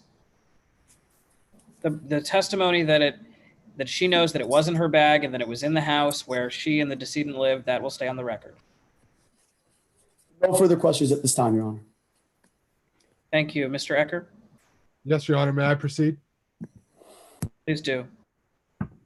Now, Ms. Mars, I'd like to talk about your relationship with Agatha Lee. Now, you worked with her. Oh, excuse me. Sorry, you worked with her since 2008. That's correct. You were her sole caretaker since 2009. Yep. After the previous caretaker left, I took over that position. Every week, you prepared her medication. That's correct. You checked on her health. Yes, I checked her blood pressure as well as her cholesterol levels. Really, you did whatever Agatha Lee needed, right? Yes, I filled up the gaps for things that she wasn't able to do or that she needed some help with. And like you testified to, you grew so close, you looked at her like a grandmother, right? That's right. She was family to me. You grew so close that she wrote you into her will, right? Yes, that's correct. Let's talk a little bit more about that will. Now, she changed her will in February of 2018, right? That's when she showed it to me, yes.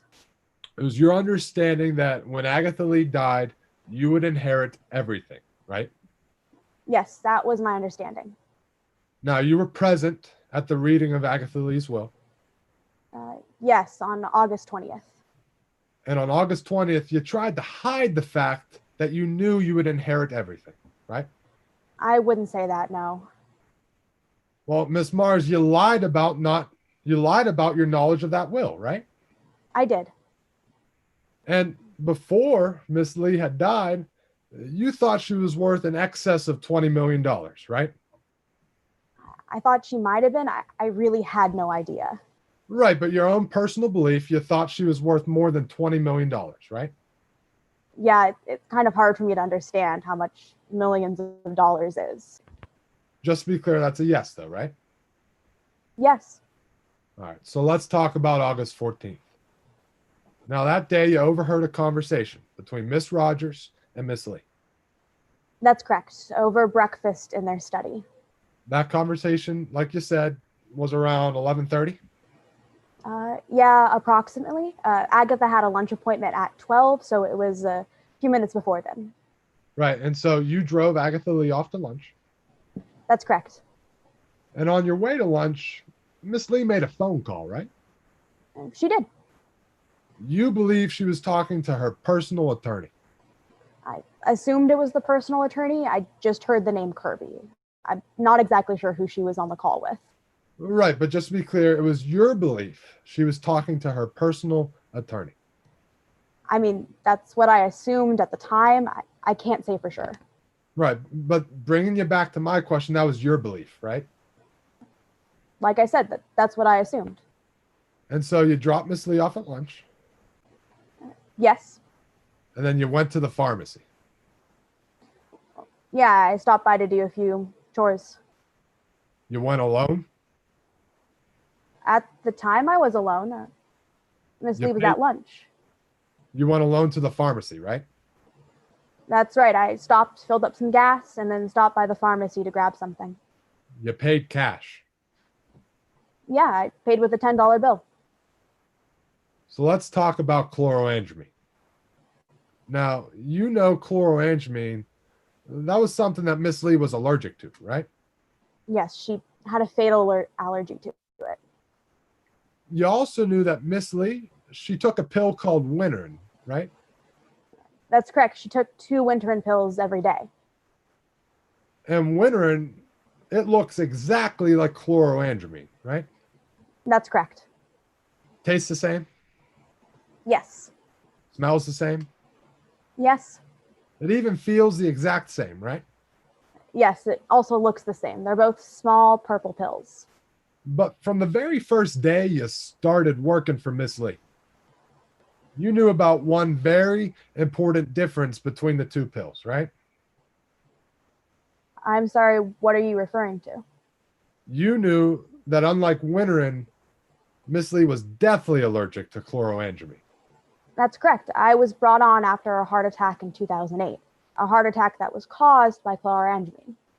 So to be clear, the last time she took chloroandramine, she had a heart attack? That's right. And you knew if she took chloroandramine again, it would likely be fatal, right? Of course, she did have a fatal allergy to it. Now, after you went to the pharmacy, you picked Miss Lee up from lunch and you went home, right? Well, I waited around a little bit. She asked me to pick her up at 1:30, so I still had some time to drive around town a bit.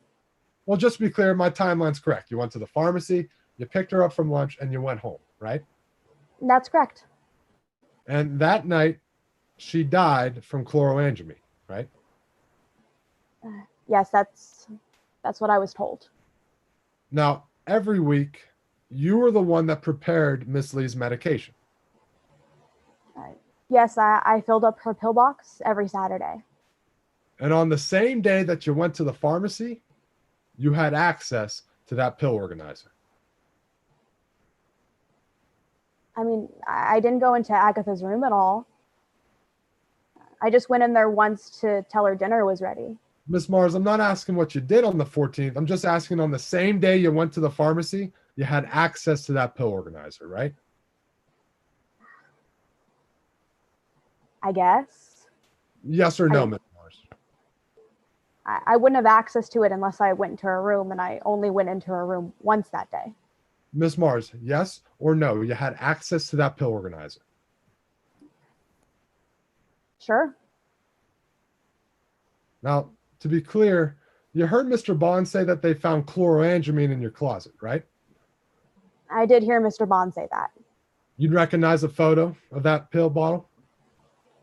Is it the same one they showed me during my deposition? Yes, exactly. I would. Your Honor, permission to show what's already been entered into evidence as Exhibit 17? Yes, of course. Now, like you said, they showed you this picture when you were deposed, right? Yes. And those pills inside, they look exactly like Winterin pills, right? That's correct. Now, when you're deposed, that means that you're asked questions under oath and you answer them, right? That's right. And when you were deposed, you were shown this picture. That's correct. And they asked you, what's inside that pill bottle? Yes. And the very first thing you said is that those are chloroandramine pills. Objection, Your Honor. Relevance. Hans? The reason why this is relevant, Your Honor, is she testified that these look exactly like Winterin pills. So her knowledge that she knew that these were chloroandramine pills makes it more likely that she knew that pill bottle was there because she purchased it and she placed it there. Your Honor, if I may be heard. Briefly.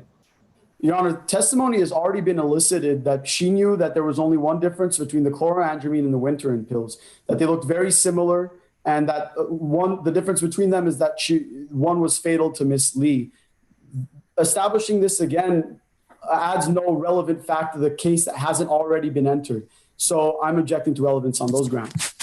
But I'm not sure that's the standard under Rules 401 and 402. So Mr. Ecker may continue. The objection is overruled.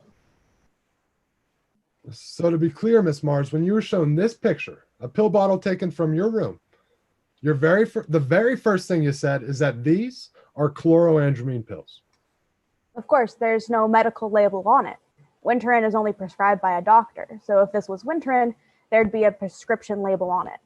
So just bringing you back to my question, when you saw this pill bottle taken from your room, the very first thing you said is that these are chloroandramine pills. Yes or no? Yeah, like I said, I would expect there to be a medical label if these were Winterin. Nothing further, Your Honor. Thank you very much. Defense, any redirect examination? No redirect examination, Your Honor. May my witness be excused. Yes, sir. Thank you. Does the defense have another witness? We don't, Your Honor. Mr. Ulysses Kevin Lynch will take it from here. Yes, Your Honor. At this time, the defense would like to call Mr. Ryan Cabrera to the stand. Okay, Mr. Cabrera. Could you please introduce yourself to the members of the jury? Of course. Good morning. My name is Ryan Cabrera. What's your line of work, Mr. Cabrera? Well, I'm a biographer. So when there isn't a pandemic, I interview people, I learn about their stories, and I publish books. Well, how's work been holding up right now? Well, there's not much going on right now, but I'm actually working on a comedy piece. This is about a guy that works for the water company, a little down on his luck. It's called I Don't Give a Damn. So what sort of topics did you write about as a biographer? I've written a number of topics. I've talked about athletes. I've talked about politicians. Now, they got some interesting stories there. I talk about cooks, authors. I write about the writers. Well, did you ever write about Miss Agatha Lee? Oh, yeah. Yeah, I was actually working on Agatha's biography when she passed away. She'd been an idol of mine since I actually wrote my dissertation on her book when I was at Yale. It was about the evolution of crime novels throughout the 20th century. Well, did you ever meet with Miss Lee while writing that biography? Oh, yeah. Oh, we met a whole bunch. We met multiple times a week, every week for nearly 6 months. Well, when was the first time that you met with Ms. Lee? That was February 8th, 2018. I had actually reached out in 2015, but she made me wait 3 years before she got back to me. But, meeting with her was the highlight of my week. So what do you guys usually talk about? I mean, you name it, we talked about it. I talked about her childhood, her career, her granddaughter, Stevie, and, just about anything else going on in her life. Well, did she ever tell you about someone named Drew Mars? Yeah. Drew Mars, that was her caretaker. She spoke about it every time we met. Well, did you ever meet Drew? Yeah. I'd see her every time I went over to Lee Manor. I'd sometimes have lunch with her at her house, or whenever Drew would drop her off to cafe meetings. How often would you say that you saw them together? All the time. I mean, Drew, yeah, of course, was a caretaker, but I mean, they acted more like family. They were attached at the hip. Well, you said that they acted like family. Could you tell us a bit more about what made you say that? I mean, you couldn't not notice it. The way they looked at each other, the way they talked to each other, they were always hugging. It was real sweet.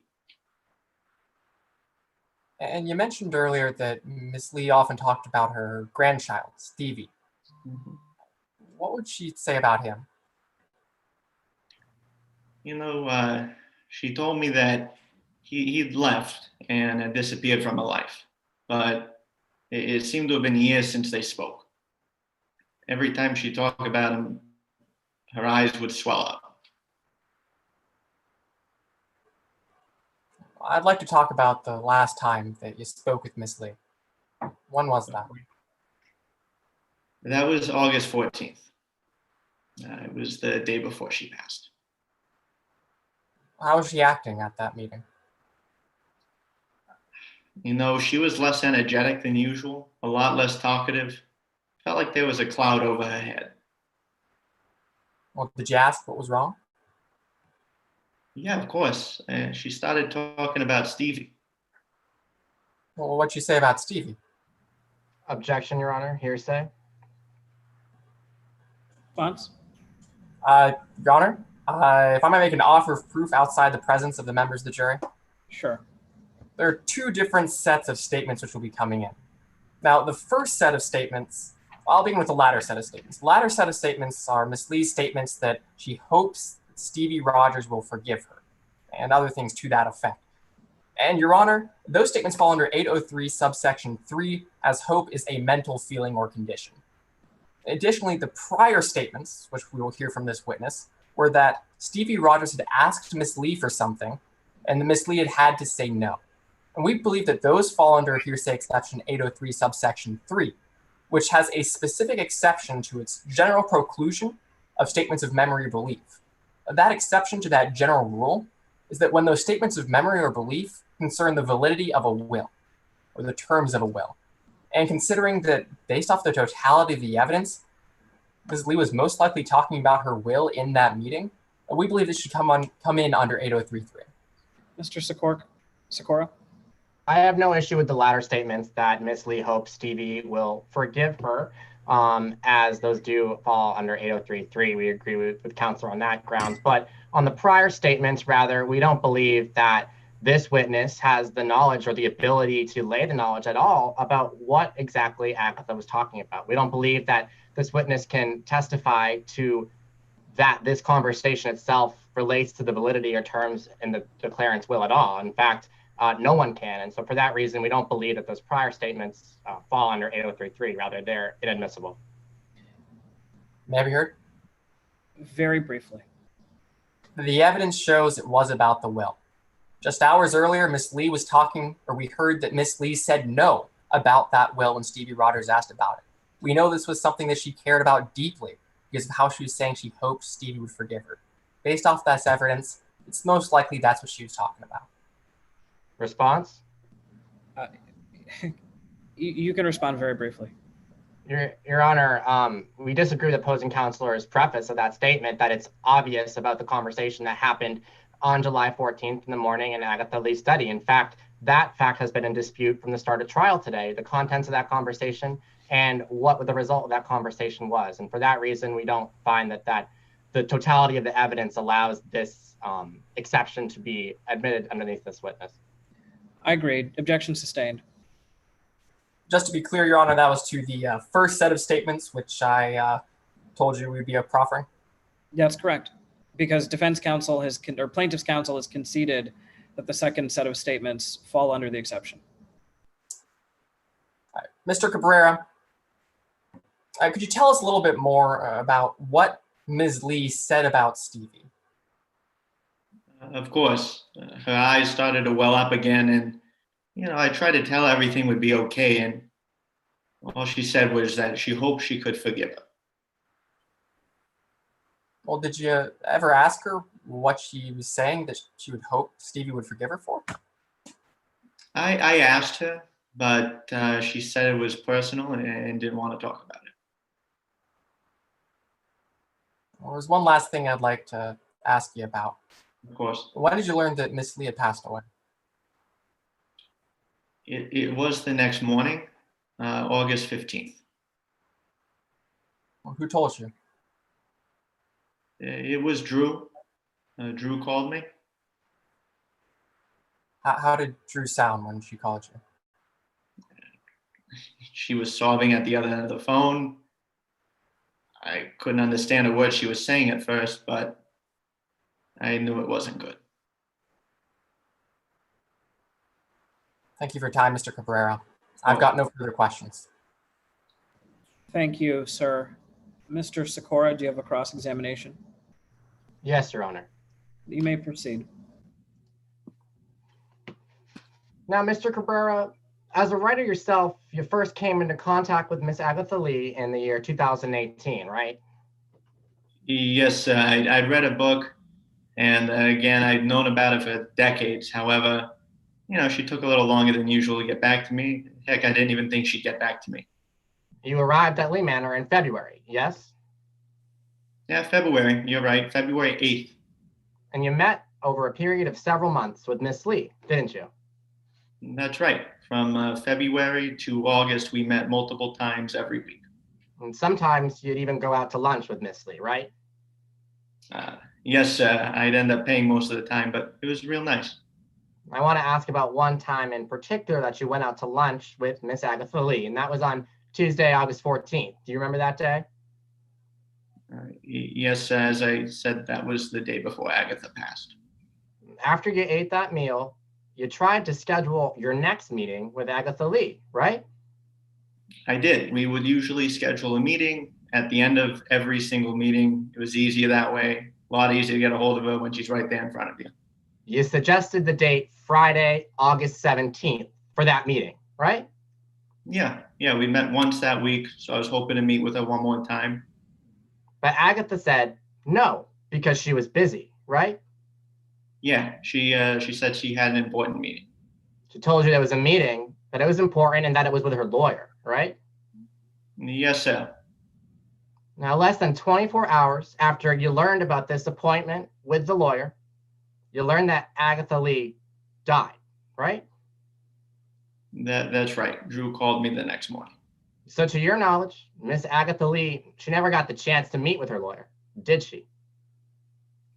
I mean, considering she died on Wednesday and the meeting was scheduled for Friday, I assume no. Now, I want to direct your attention to August 20th. That was the reading of Miss Lee's will in the study, right? Yes, sir. You learned the value of Agatha Lee's assets in that room, correct? I did. I'd always known she was wealthy. I mean, I went to Lee Manor a lot. She never paid for meals, but I never thought it'd be 20 million. Now, to your knowledge, Drew Mars had already known before that point that Agatha Lee included her in the will, right? Yes, sir. And that's because she had told you herself in April of 2018. It came up in conversation. Yes, sir. So you would agree with me that when Miss Lee died, the defendant knew that she would be receiving every penny, right? Objection, Your Honor. Speculation. Response? Your Honor, I believe that this question is within the rationally based perception of this witness. This witness has testified that Ms. Mars has admitted to himself in a prior conversation months earlier about the knowledge that she was the sole beneficiary on Miss Lee's will. I believe the witness it's well within, it's not asking the witness to speculate, rather, it's just asking the witness to answer the question based on his rationally based perception. Sir, counsel? Yes. You have a Your response? Honor, this is one question too far. Counsel is correct. We know about these dates. However, this witness can't testify about what Ms. Drew knew. That's cut and dry. That's speculation. Sustained. Now, in that room, when Agatha Lee's will was read, Miss Mars acted shocked, right? She did. She's like, I can't believe this is happening. She said over and over again, I can't believe it. I had no idea. She did say that. Yes, she seemed pretty shocked. But you knew she was lying to everyone in that room, didn't you? Objection, Your Honor. Speculation. Response? Fine, you heard. Your Honor, I don't believe this is asking the witness to speculate. Again, this witness knows for a fact through a conversation of personal experience that Miss Mars has knowledge of that she is the sole beneficiary of the will. And this witness also has firsthand knowledge of seeing Miss Mars make a statement that suggests that she did not, that contradicts the fact that this witness has been made aware of previously. And for that reason, it's not asking the witness to speculate, just asking the witness whether or not Miss Mars lied. Overruled. Mr. Cabrera, I'll ask you again. Of course. You knew Miss Mars was lying to everyone in that room. I mean, I knew that she knew about the will, so yeah, she still seemed surprised. And when Miss Mars was lying, police were in that room, weren't they? I think there was a detective and there was like a sleuth in the room, I believe. That's a yes to my question, that when Miss Mars was lying, there was a police presence in the room, correct? There was an officer and then someone standing next to the officer. That's what I saw, yeah. Now, after that day, you didn't talk to Drew Mars for almost 2 years, right? Yeah, I mean, I didn't really have a place beyond that. My job was a biographer speaking to Agatha. Beyond that, I really wasn't involved. But in June of 2020, Ms. Mars reached out to you, didn't she? She gave me a call, that's right. She asked you 2 questions, right? She asked a number of them, yes. One of the questions she asked you is if you would testify on her behalf in court, right? Yeah, when she called me, she said, I know you knew my grandmother, you knew my patient, and if you're interested in speaking, it would be of assistance to the case. And on that same phone call, the defendant offered to give you Miss Lee's book collection, didn't she? Later on in the conversation, she just said, I'm not a writer, and I'm not really a book person. If you're interested in the collection, let me know. Now, as an author, you know that Miss Lee's book collection is worth several $1 million, right? No. As an author, those books are priceless to you, aren't they, Mr. Cabrera? The book collection? Miss Lee's collection of unpublished books that Miss Mars offered to give you on the same call as she asked you to testify. You would agree those are valuable, wouldn't you? They can have value, yes. I work in book restoration, and I work with multiple literary museums, yes, sir. And on that call, you agreed to come to court today, right? I agreed earlier in the call when she first asked me to testify. Now, Drew Mars told you point blank, if the civil trial ends and I am still in possession of Agatha's, those books are yours. Yes, sir. She said, if you're interested and I'm the owner of them, you can have them. So, are you good, sir?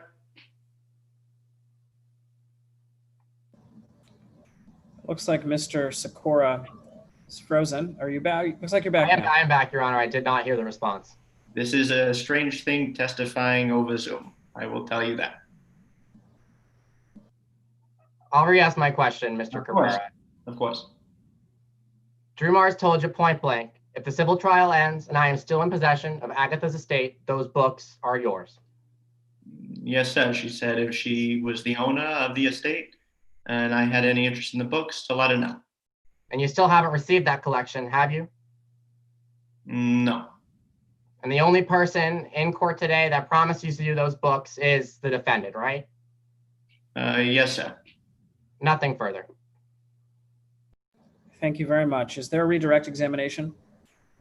No redirect examination. We ask that Mr. Cabrera be allowed to step down. With that, we close the defense's case in chief, and we're ready to move straight into closing arguments. That being said, considering that there isn't all that much time left, would the plaintiff closer be willing to split the closing time 8 minutes, 8 minutes, or 9 minutes, 9 minutes? We're happy to do 8 minutes at the bailiff and judge's discretion. It's fine with the court. Was that 8 minutes? Just want to make sure. Yes, I believe he said 8 minutes. Connection cut out. Yeah, I think Mr. Sikora said 8 minutes. And you may proceed, and I'll remind our jurors to please now switch to gallery view, or sorry, to speaker view, so that you can see the speaker who's giving the closing argument. And when you're ready, you may proceed.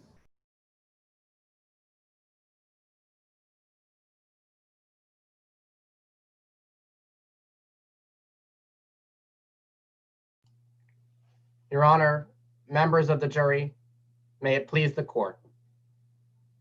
A window of opportunity with a $20 million reward. Members of the jury, if I told you that in 6 months' time you were to receive $20 million, imagine how you would feel. No credit card payments, no car loan, no mortgage. You know that you'd never have to worry about money again. All your family's expenses paid for. And every day you wake up knowing that someday that $20 million will come. But then suddenly, everything changes. And you learn that that $20 million windfall, it's about to disappear.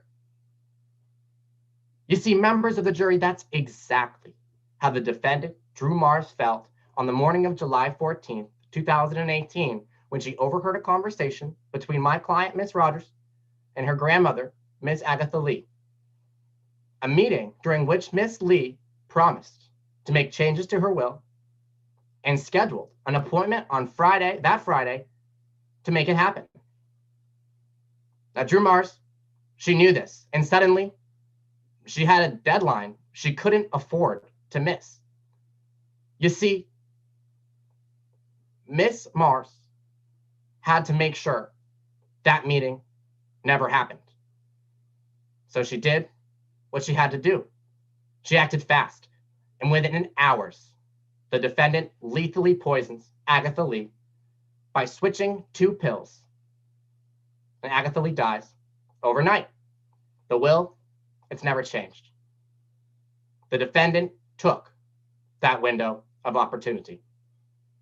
And that's why we're here today.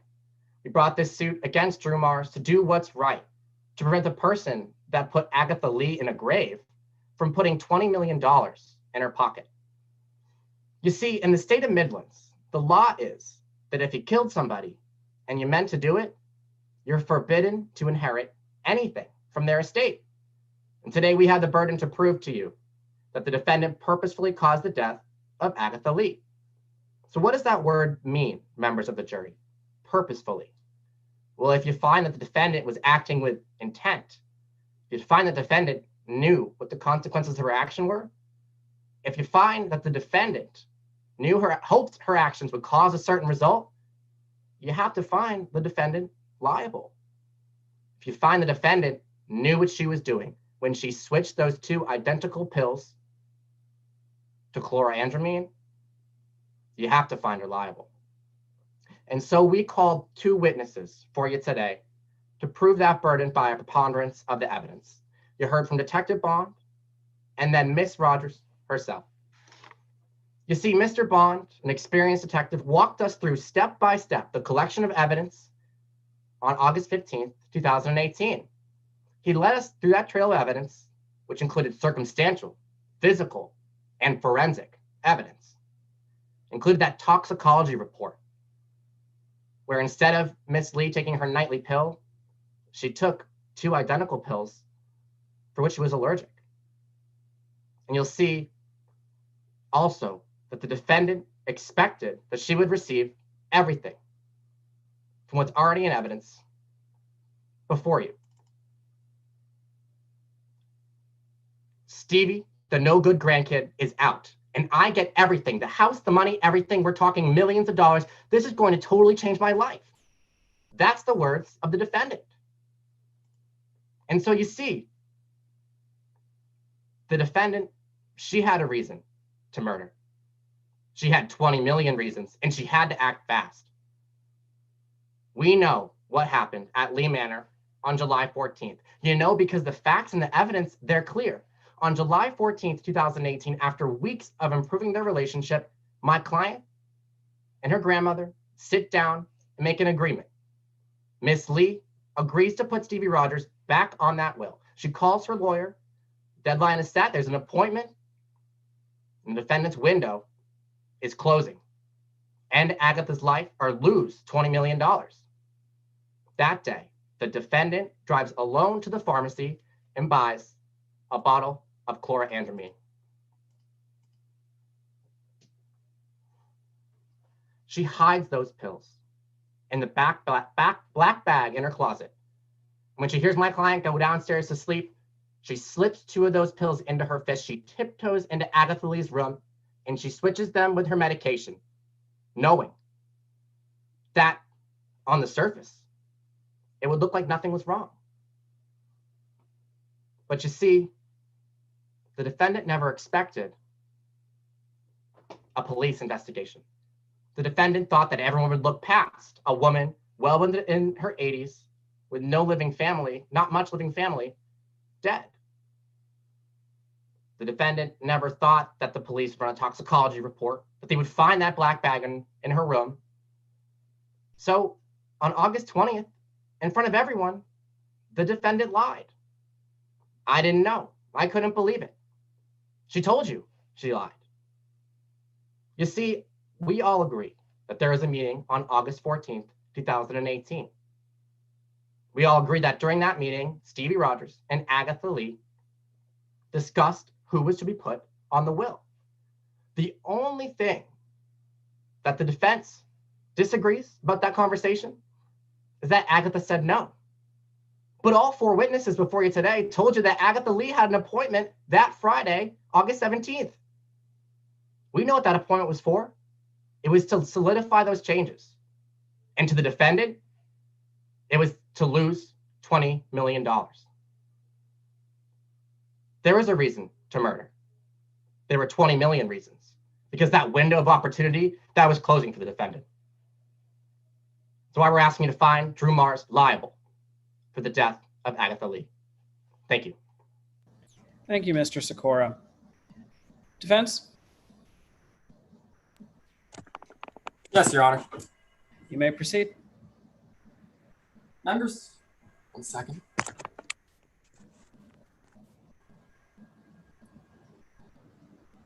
Members of the jury, Drew Mars had no motive to murder Ms. Lee. Now, you heard an awful lot about a conversation today, a conversation behind closed doors.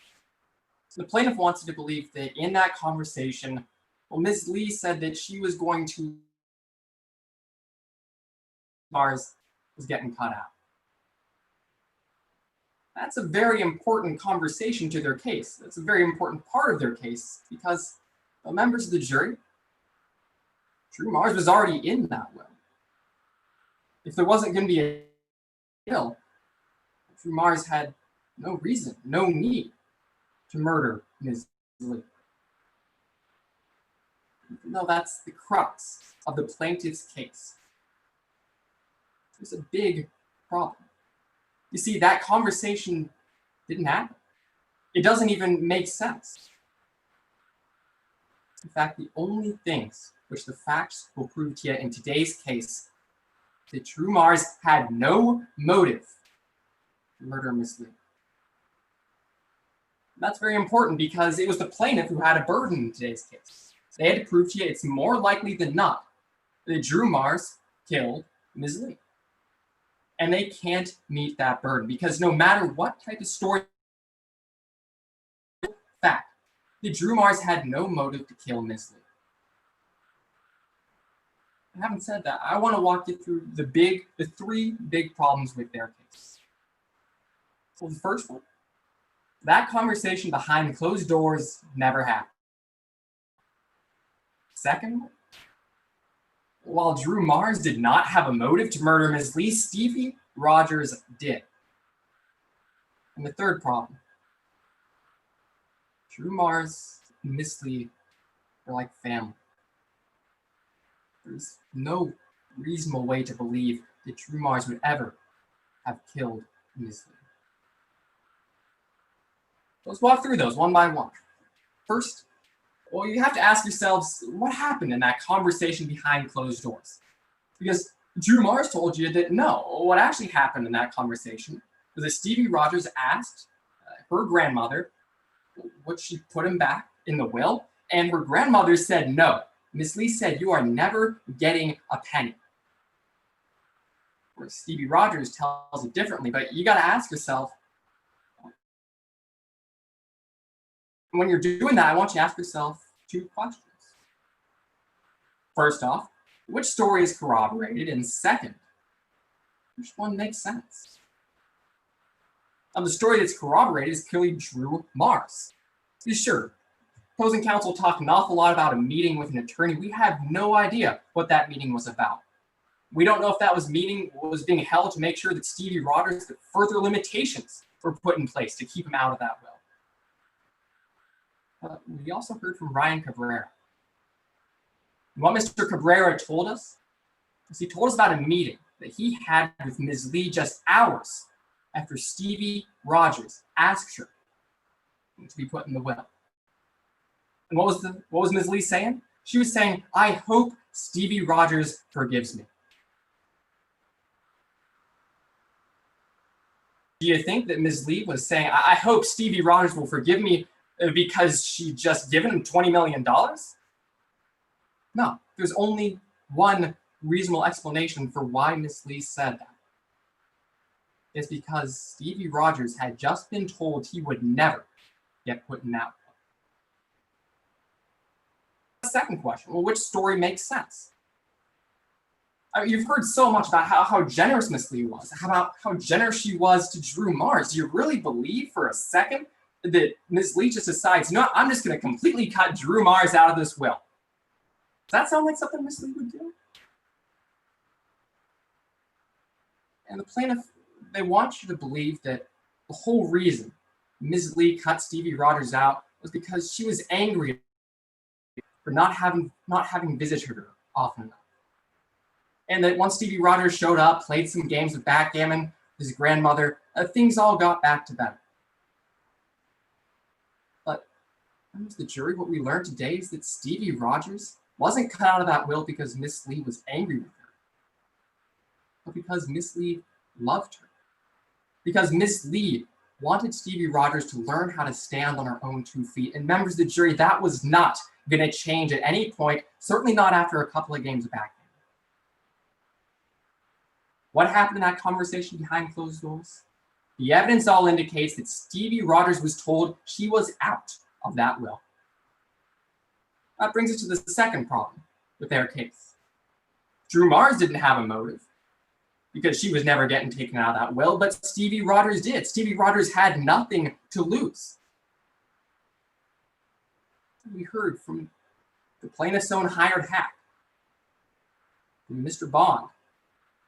We heard about how he had access to Miss Lee's pill organizer. We heard about how Mr. Bond didn't see how that black bag got in that closet. And for all we know, members of the jury, for all we know, Drew Mars just bumped into it, got her fingerprint on it while she was digging through her closet. Members of the jury, that drug, chlorangemine, was an over-the-counter drug. Plaintiff could have bought it at any time. Could have placed that black bag in Drew Mars' closet at any time. Members of the jury, when Drew Mars had no motive, but Stevie Rogers did, well, they can't prove to you it's more.